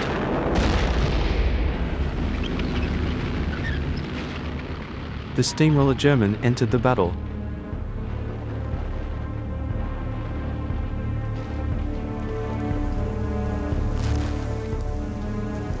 A woman was trapped in a village.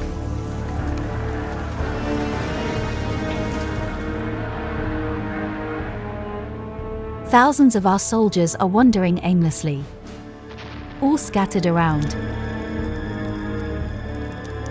Our leaders are leaving. They are leaving us to die.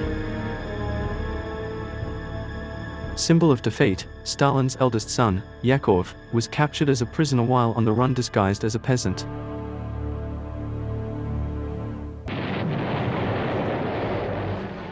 Karl Fuchs is a gunner in the 7th Panzer Division.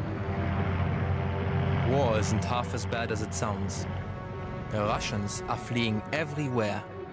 Yesterday, I shot up a Russian tank. If I get another one, I'll get my first battle stripes. We're going to show those Bolshevik pigs who is who around here. I wish you could see me now, all tanned by the sun. We all believe in an early victory.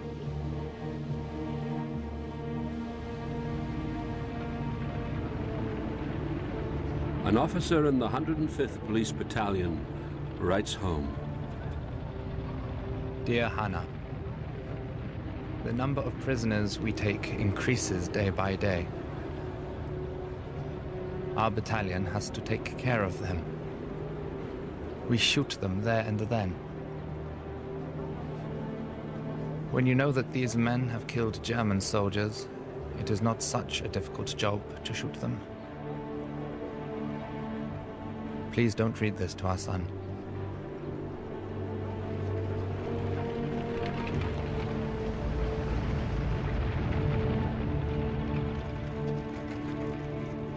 By the war's end, more than 3 million Soviet prisoners of war will have been killed.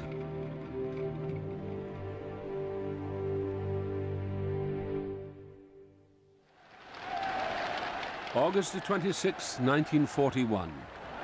Hitler visits the Eastern Front. With the Red Army in full retreat and large parts of the Soviet heartland in his grasp, his plans for an Eastern Empire are beginning to take shape.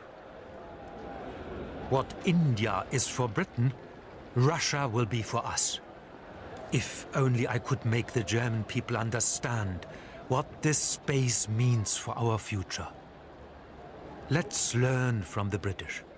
It is just a matter of dividing up a giant cake, so that first we rule it, then administer it, and finally exploit it. But Hitler and his generals failed to defeat the Red Army before the start of the severe Russian winter. At the back, Russia is in shock.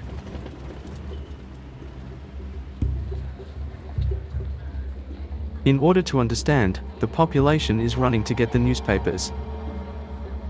Everyone is waiting for Stalin's reaction. But it's not coming. Muscovites, like young Gainer, want to know more. We're glued to the radio. We are waiting for Stalin's speech. We need to hear his voice. But he is silent. It's Molotov, his deputy, who is talking. Everyone is listening. We are told that we're in the middle of war. But where is Stalin? Stalin is entrenched behind the walls of the Kremlin. It is annihilated. All is lost. Lenin founded our state and we ruined everything.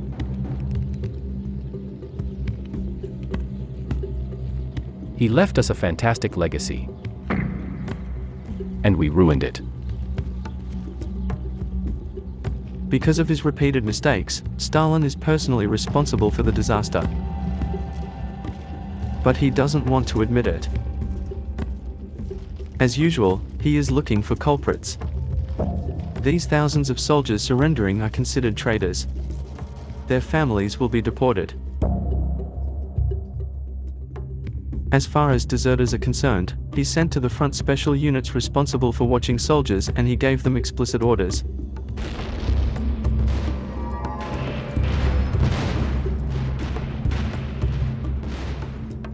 In case of panic and retraction, have them shot on the spot, including those who will panic and the cowards.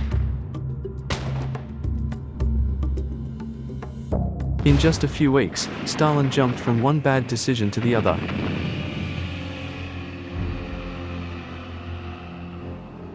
In Ukraine, he prohibited his generals from evacuating the city of Kiev. 5 days later, Nazis captured 500,000 soldiers.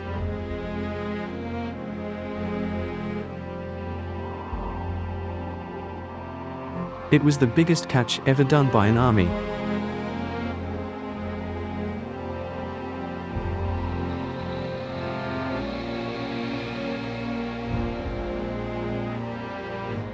In October 1941, 4 months after the start of the Barbarossa offensive, Hitler almost won his bet.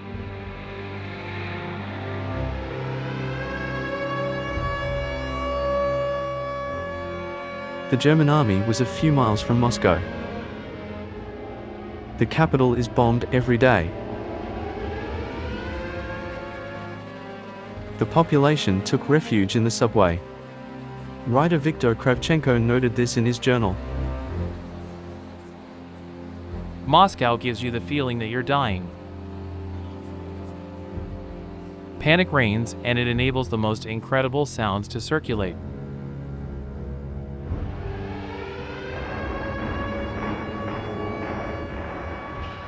Some said that a coup had occurred in the Kremlin and that Stalin was arrested.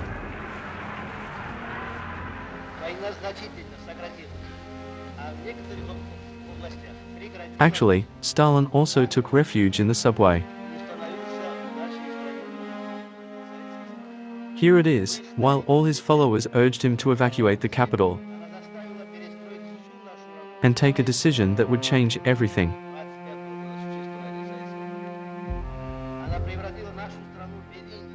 In spite of the danger, he decided to remain in Moscow.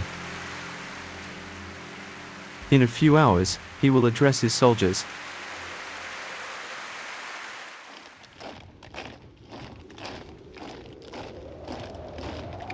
November 7th, 8 in the morning. Regiments joined the Red Square in the middle of a snowstorm. Following Stalin's call, the tanks came directly from the front, well armed.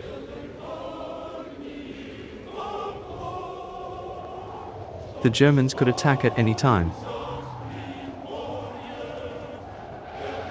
But Stalin's speech galvanized the troops. Male and female supporters, the whole world is watching us and is waiting for us to crush down the hordes of looters and German invaders who died during the German invasion.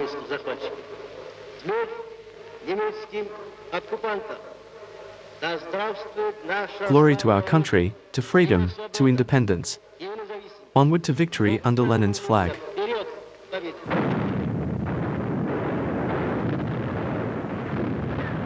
In a few days, the Soviet army managed to stabilize the war in front of Moscow.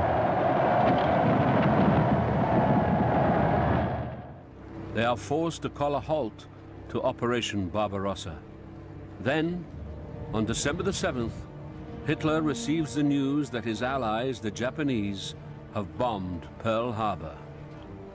Adolf Hitler is faced by a new enemy, the United States. No power can shake us.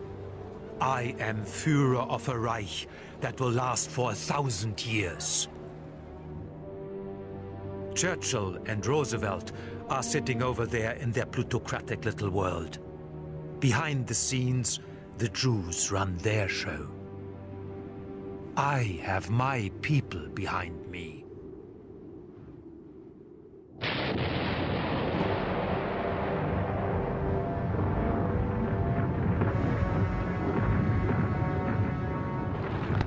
With winter over, Hitler launches a new offensive.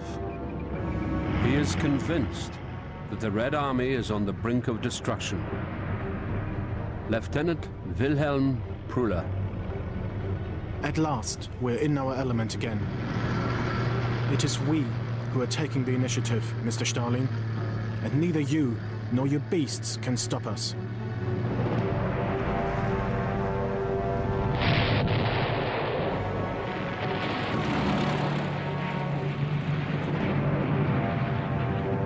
All about is an ear-splitting, gigantic record. Shot after shot. A never-ending inferno. The land is bathed in a thick fog. We thank God that this war is not being fought on German soil.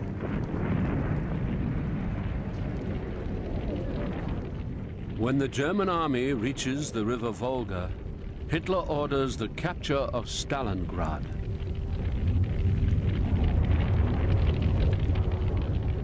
His soldiers are now over 1,000 miles from home and dangerously exposed. When his generals suggest a retreat, Hitler confronts them. Do you think that you can teach me what the man at the front is thinking? Where were you in the First World War? I demand from you the same toughness as from the frontline soldiers. Hitler orders no retreat.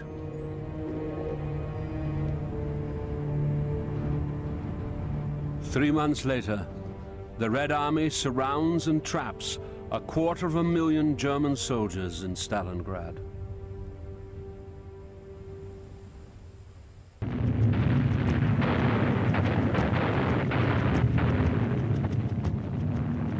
We are in Stalingrad. It was the turning point of the Second World War.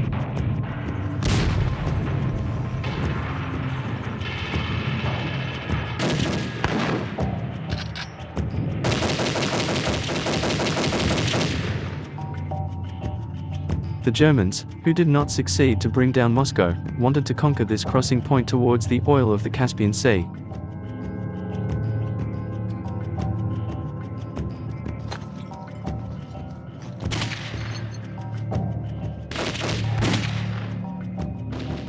They occupied 90% of the city. But they still had a few hundred miles to win.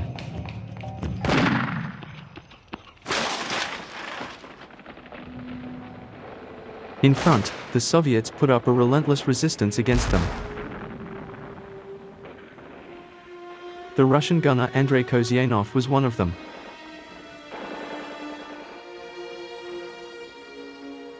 We heard the footsteps and the breath of German soldiers. I can't see them with the smoke.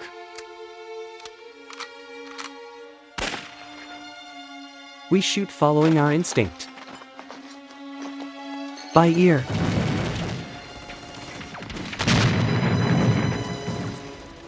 My head is buzzing.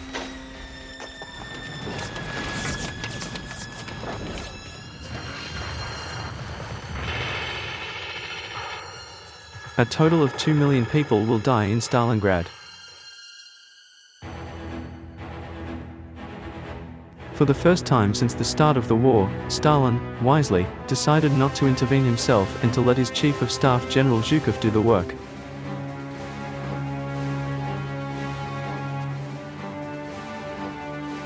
Zhukov had a battle plan. He wanted to trap the Germans they had just conquered in the city.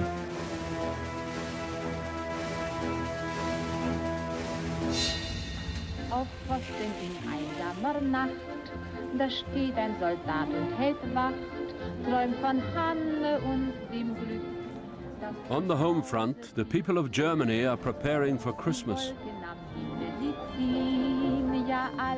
Some of the families of soldiers trapped in Stalingrad have letters brought out by air. Private Werner Bunnemann. My dear son, I hope that this is the last Christmas that you celebrate without me.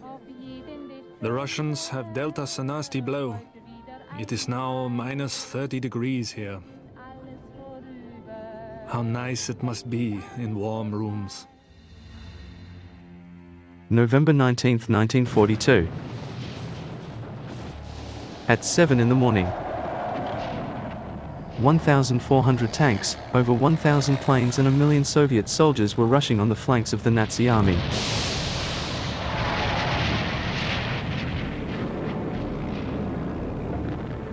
These images taken after the battle during a reenactment show two Russian armies come together.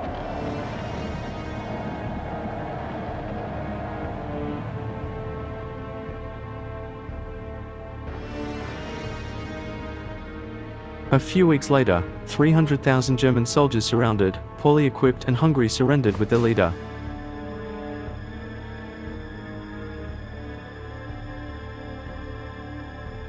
Marshal von Paulus. It's the first time that a Nazi marshal is captured alive.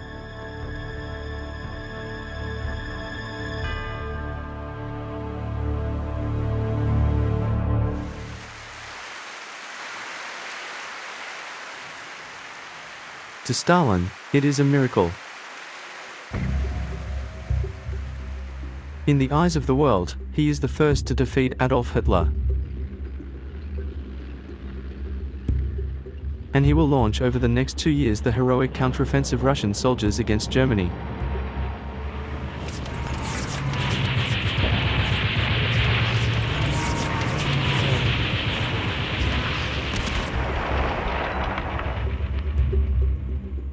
Despite his crimes, despite his pact in 1939 with Hitler, Stalin became unavoidable.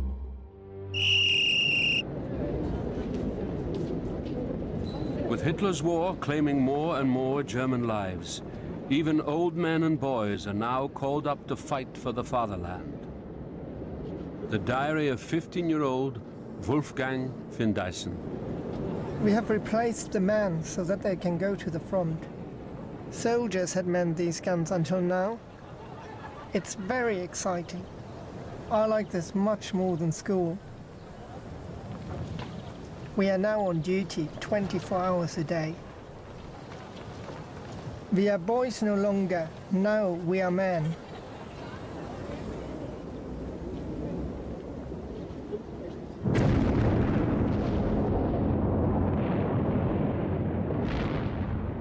Hitler's homeland is under attack from the air. The Allies have begun firebombing Germany's cities.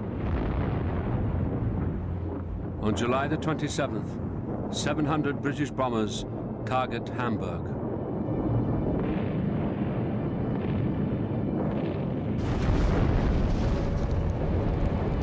The firestorm is filmed by Hamburg fireman Hans Brunswick. The fire is like a thunderstorm without rain. The heat is unbearable. I see people lying in the street. I try to help them, but they are already dead.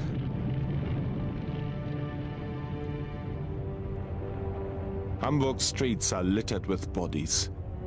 Some of them so burnt that they are only skeletons. Some are reduced to small heaps of ash. In Hamburg alone, more than 40,000 people are killed. Hitler's advisors want him to tour the ruins and raise the morale of his people. Minister of Supplies, Albert Speer. I tried a few times to persuade Hitler. Goebbels had tried to put over the same idea, but in vain, and referred enviously to the conduct of Churchill.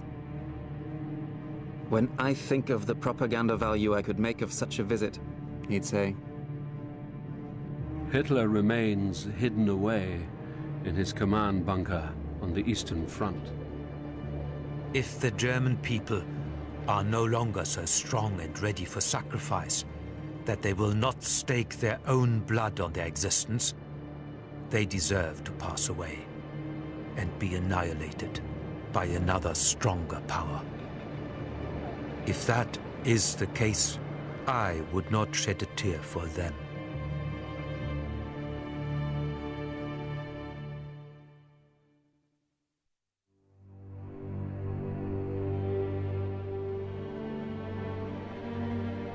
Hidden in the forests of eastern Germany is Hitler's secret headquarters. The Wolf's Lair is a huge complex of camouflage buildings and underground bunkers. From here, Hitler directs his war.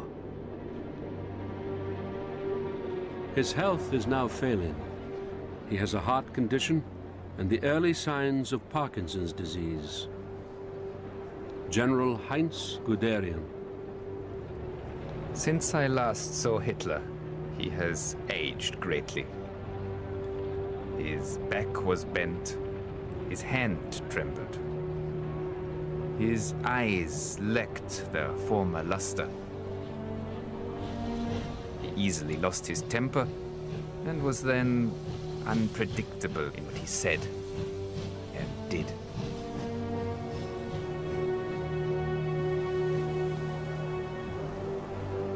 Hitler's ally, the fascist dictator of Romania, Marshal Antonescu, is here to discuss the worsening war situation.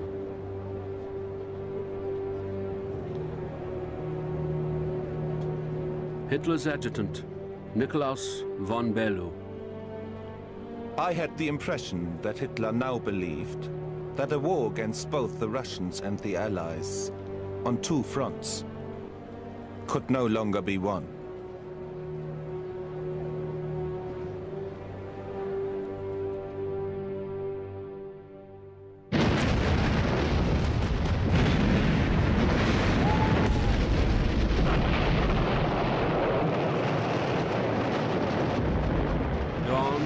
June 6, 1944. The Allies begin an invasion of Nazi-controlled France. D-Day.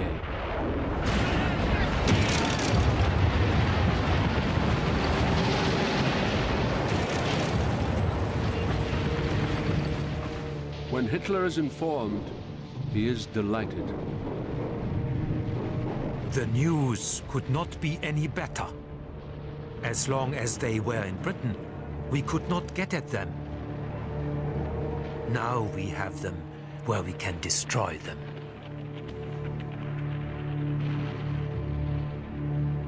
But by the end of the first day, the Allies have overwhelmed the German soldiers and fought their way inland.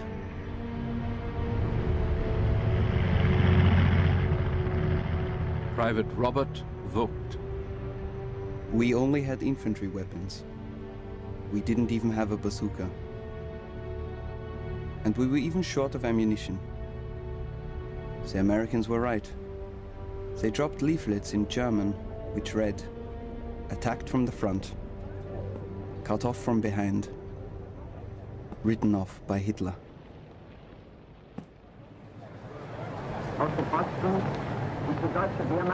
In Germany, the news is announced that a bomb has exploded in Hitler's Wolf's Lair headquarters. A group of army officers has been secretly plotting his downfall. Hitler has a lucky escape. Now I have proof. The entire general staff is contaminated.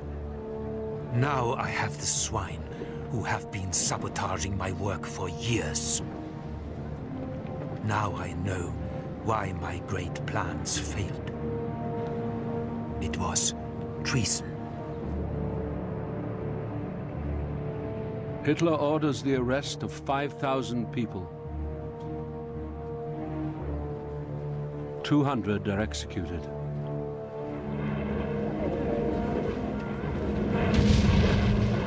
With his empire under attack from all sides, Hitler puts his faith in a new weapon.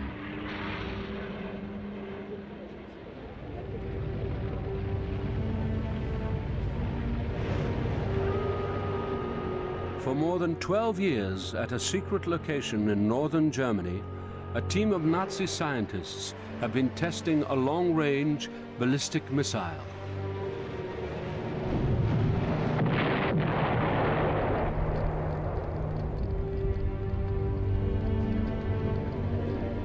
They make a special color film of their first successful launch. Head of the research team, Major General Walter Dornberger, shows it to Hitler. A strange fanatical light flared in Hitler's eyes. "What I want is annihilation," he raged. I realized that he expected this new weapon to produce a turning point in the war. Our missile has been renamed the V2. Vengeance Weapon number 2.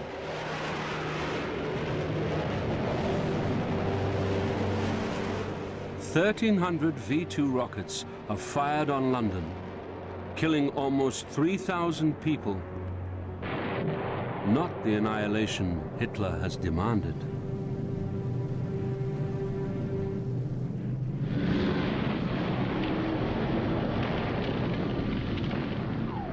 The Allies are closing in on the fatherland itself. Hitler is still telling his people that the war can be won. But in private, he is a changed man. I know the war is lost. The enemy's superiority is too great. I have been betrayed. I ought to put a bullet in my head. But we will not capitulate. Ever. We may go down, but we will take the world with us.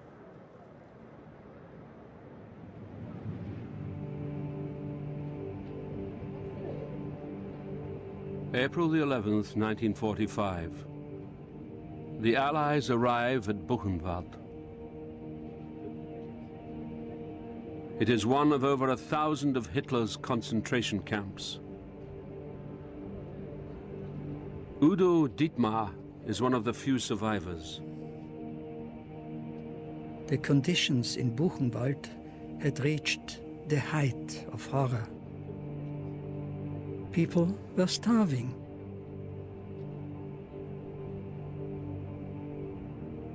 A few of those who could still move broke down and died. There were mountains of corpses. The crematorium and the courtyard were overcrowded with skeletons. I can still hear my dead friends. If you should survive, don't forget to tell the world of our destiny. I will never forget.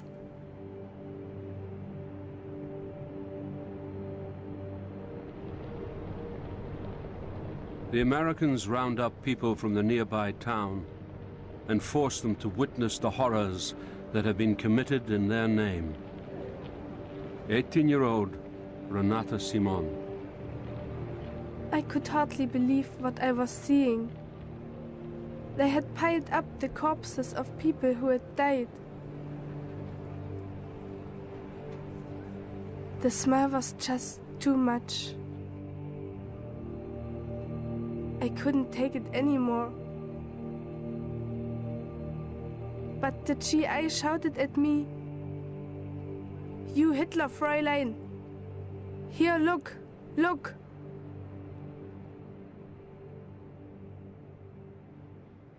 The Nazis have murdered 6 million Jews.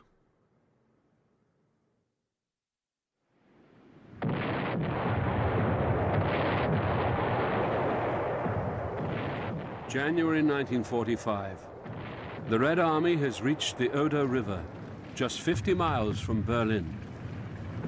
From his bunker beneath the center of the city, Hitler orders every able-bodied male to defend Berlin. Every soldier must fulfill his duty. Whoever does not is a traitor. Anyone who gives you an order to retreat must be arrested and executed immediately.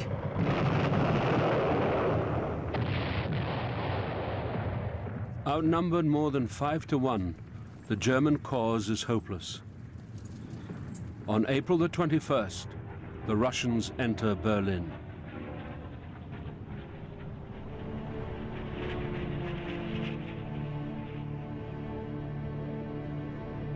With more than 20 million Soviets already killed in the war, the Red Army allows its soldiers to celebrate. 24-year-old Hildegard Christoph.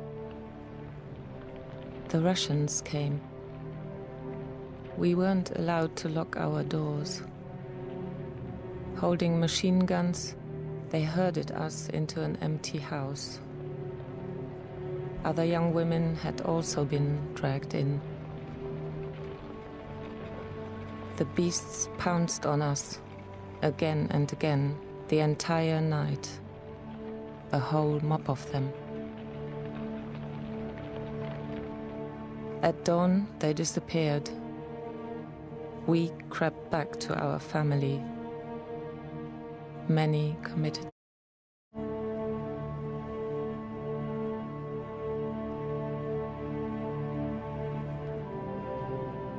As many as 2 million German women are.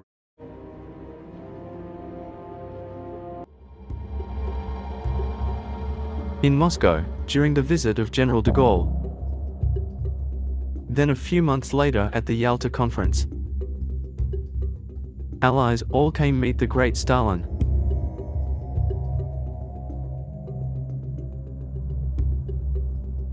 The Britain Churchill took a toast.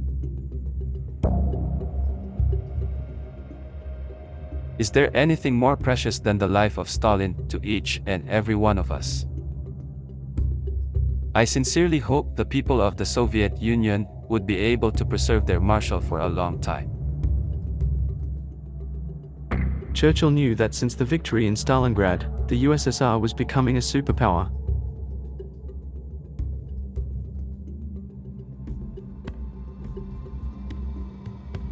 He knew that after months of a counteroffensive, the Red Army would soon enter Berlin.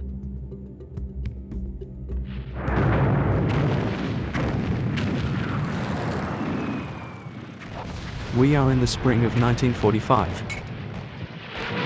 These terrifying weapons, Stalin's followers, were bombing the German capital.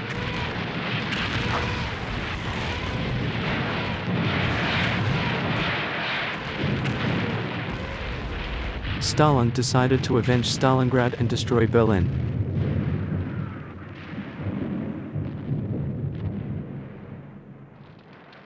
In front of such firepower, Germany finished by capitulating on the 8th of May 1945.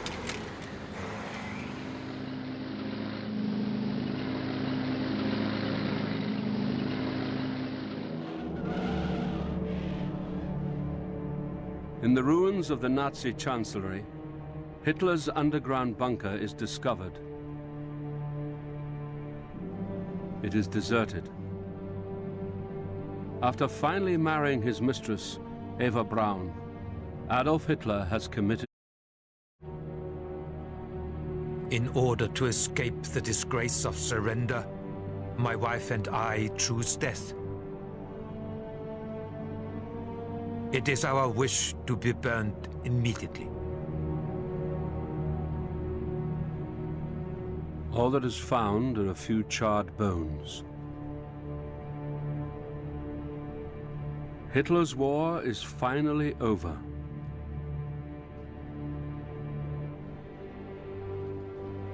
"17-year-old schoolgirl Edelgard Seidel. We believed in victory. And now, this is the end. Hitler is responsible for destroying our nation. We will always have to live under this shame."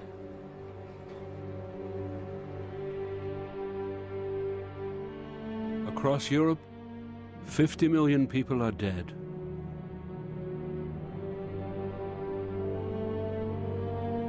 Before killing himself, Hitler wrote this last testament. "It is untrue that I or anyone else in Germany wanted war. It was provoked solely by the Jews. I die with a joyful heart in the knowledge of our infinite achievements and of a contribution unique in the history that bears my name."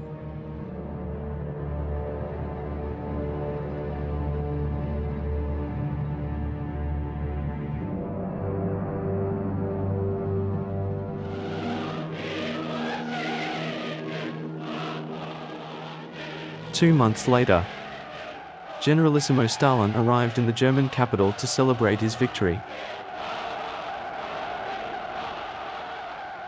In this famous propaganda movie, we welcomed Hitler's conqueror like a messiah.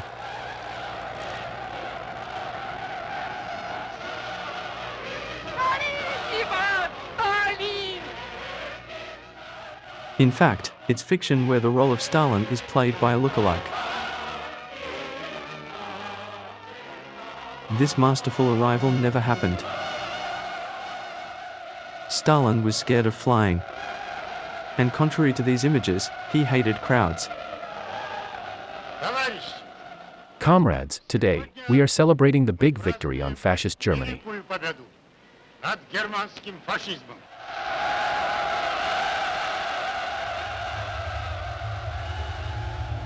The real Stalin took an armored train to Potsdam, in the suburbs of Berlin, where 5,000 police officers were mobilized for his arrival.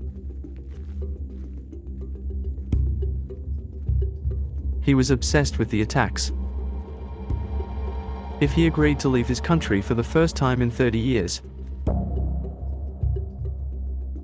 it's because the opportunity was worth it. He had appointments around the negotiation table with his American and British allies.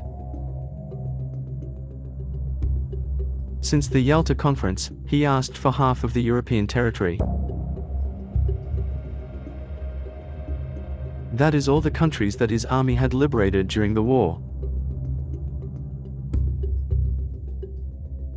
Stalin's demand was accepted by the Allies. Soviet rule from Eastern Europe was set to begin. It will last nearly half a century.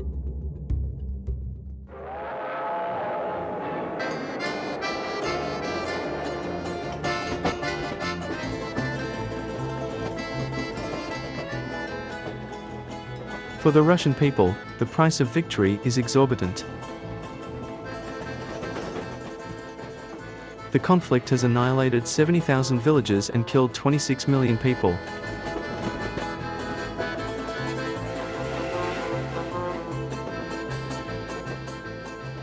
In the summer of 1945, the soldiers were returning to their homes and getting ready to be reunited with their families.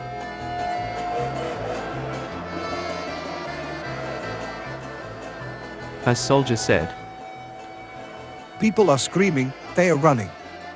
They are crying when the train arrives.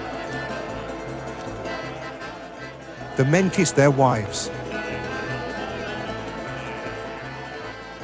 They hug the children they didn't see grow up. They proudly show their decorations and their wounds.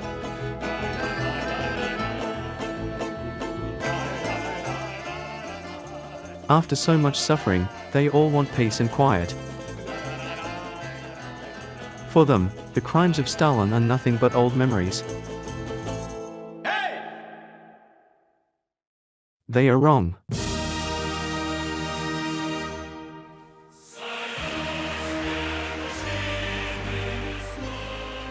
Stalin is at the peak of his power. It's been over 20 years that he's been leading the Soviet Union. For victory, we prepared a grandiose show for him with thousands of extras.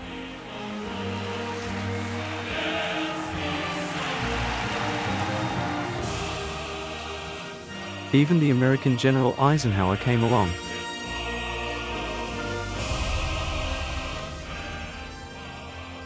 However, Stalin seems to be absent. His health is fragile. He has memory lapses. He had several heart attacks. Above all, he is a single man.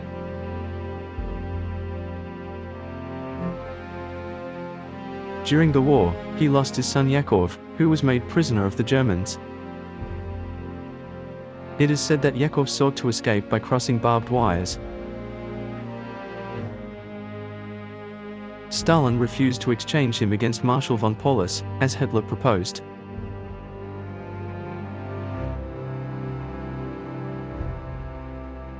If I had traded Yakov, what would have said the fathers of the party, whose children were made prisoners too? If I had done that, I wouldn't have been called Stalin. His private life was a disaster. He no longer sees his second son, the aviator Vasily, who became an alcoholic and who keeps flying over Red Square on his plane.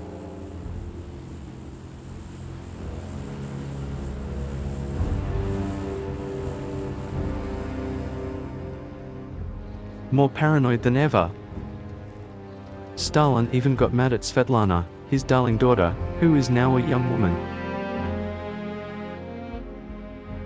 He didn't understand her need to have fun. He did not accept her romantic escapades, particularly the one with Jewish director Alexei Kapler, who he sent to the Gulag.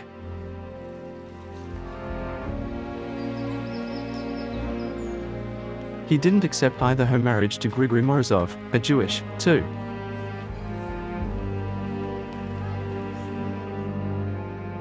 Over the years, Hitler's conqueror became anti-Semitic.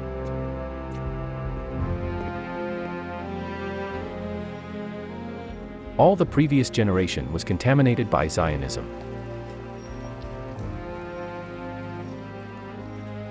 And now they want you to join.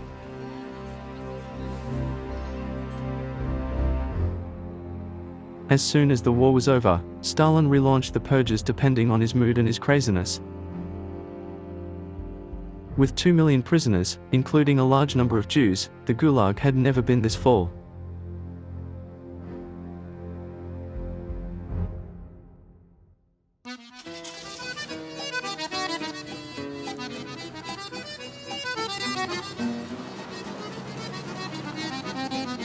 In France, communists who fought against the Nazis during the war still worship Stalin.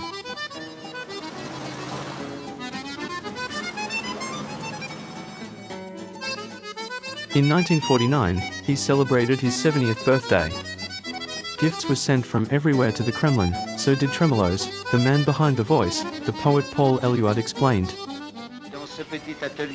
In this small workshop from Belleville, the workers spent 300 hours manufacturing with care a gift for Stalin.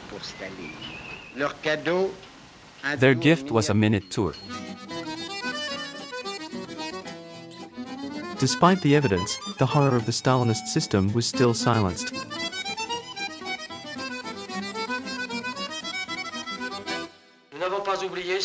We have not forgotten what we went through during the Nazi occupation. It is necessary to understand that one of our comrades was interned. Another man's son fell into the clandestine struggle. The wife and the daughter of our director were deported. Without the victory of Stalingrad, our village Grigny would have still been occupied by the Nazis. Like all of France and Europe. Therefore, we all, peasants from Grigny, we wish a happy birthday and long life to Generalissimo Stalin who freed us with his victory. Nous souhaitons longue vie au We wish long life to a clear-sighted guide to the working class, to Stalin, the man of peace. For his birthday, the man of peace convened in Moscow the international communist elite, especially the Chinese Mao Zedong. But a little 12-year-old girl was starring. Her name was Natalia. She was Post-Gribashev's daughter, Stalin's secretary. She was immensely honored to read a poem to the Supreme Leader. Life close to us, dear one, lead us through your lights, for the Soviet regime to flourish and get stronger every day.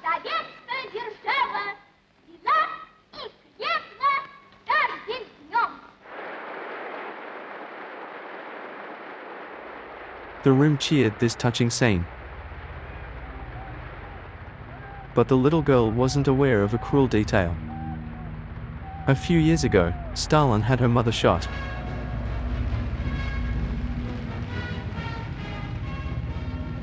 At 70, the little father of peoples felt more indispensable than ever. What would you do without me? You are blind. You are little cats. You don't see the enemy. The country will fall because you can't recognize the enemy.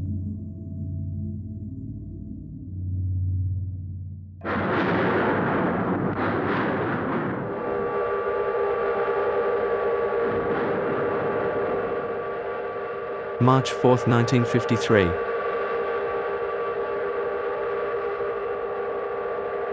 This time it is Stalin who just died.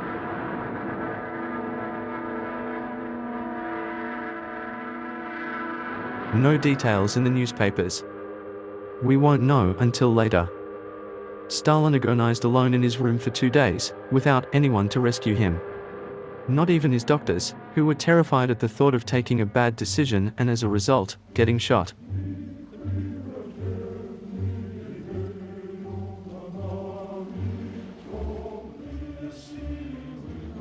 His body was displayed in the Hall of Columns, where he had convicted his friends during the Moscow trials.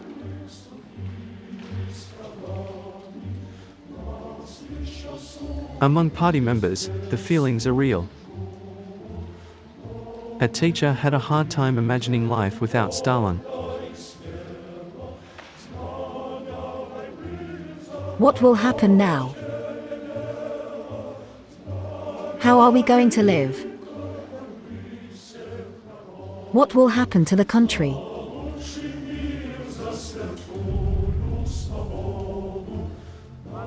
On Red Square, officials were reciting their speeches as usual. Our master and guide, the greatest genius of all mankind, has finished his glorious path.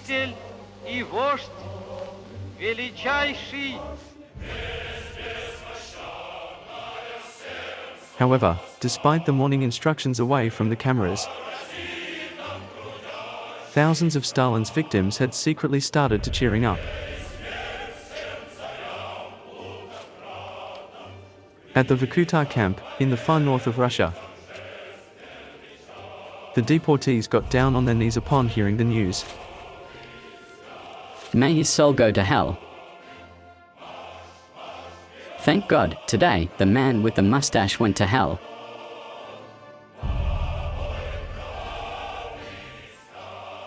During his reign, the man who promised heaven on earth had caused the death of 20 million people.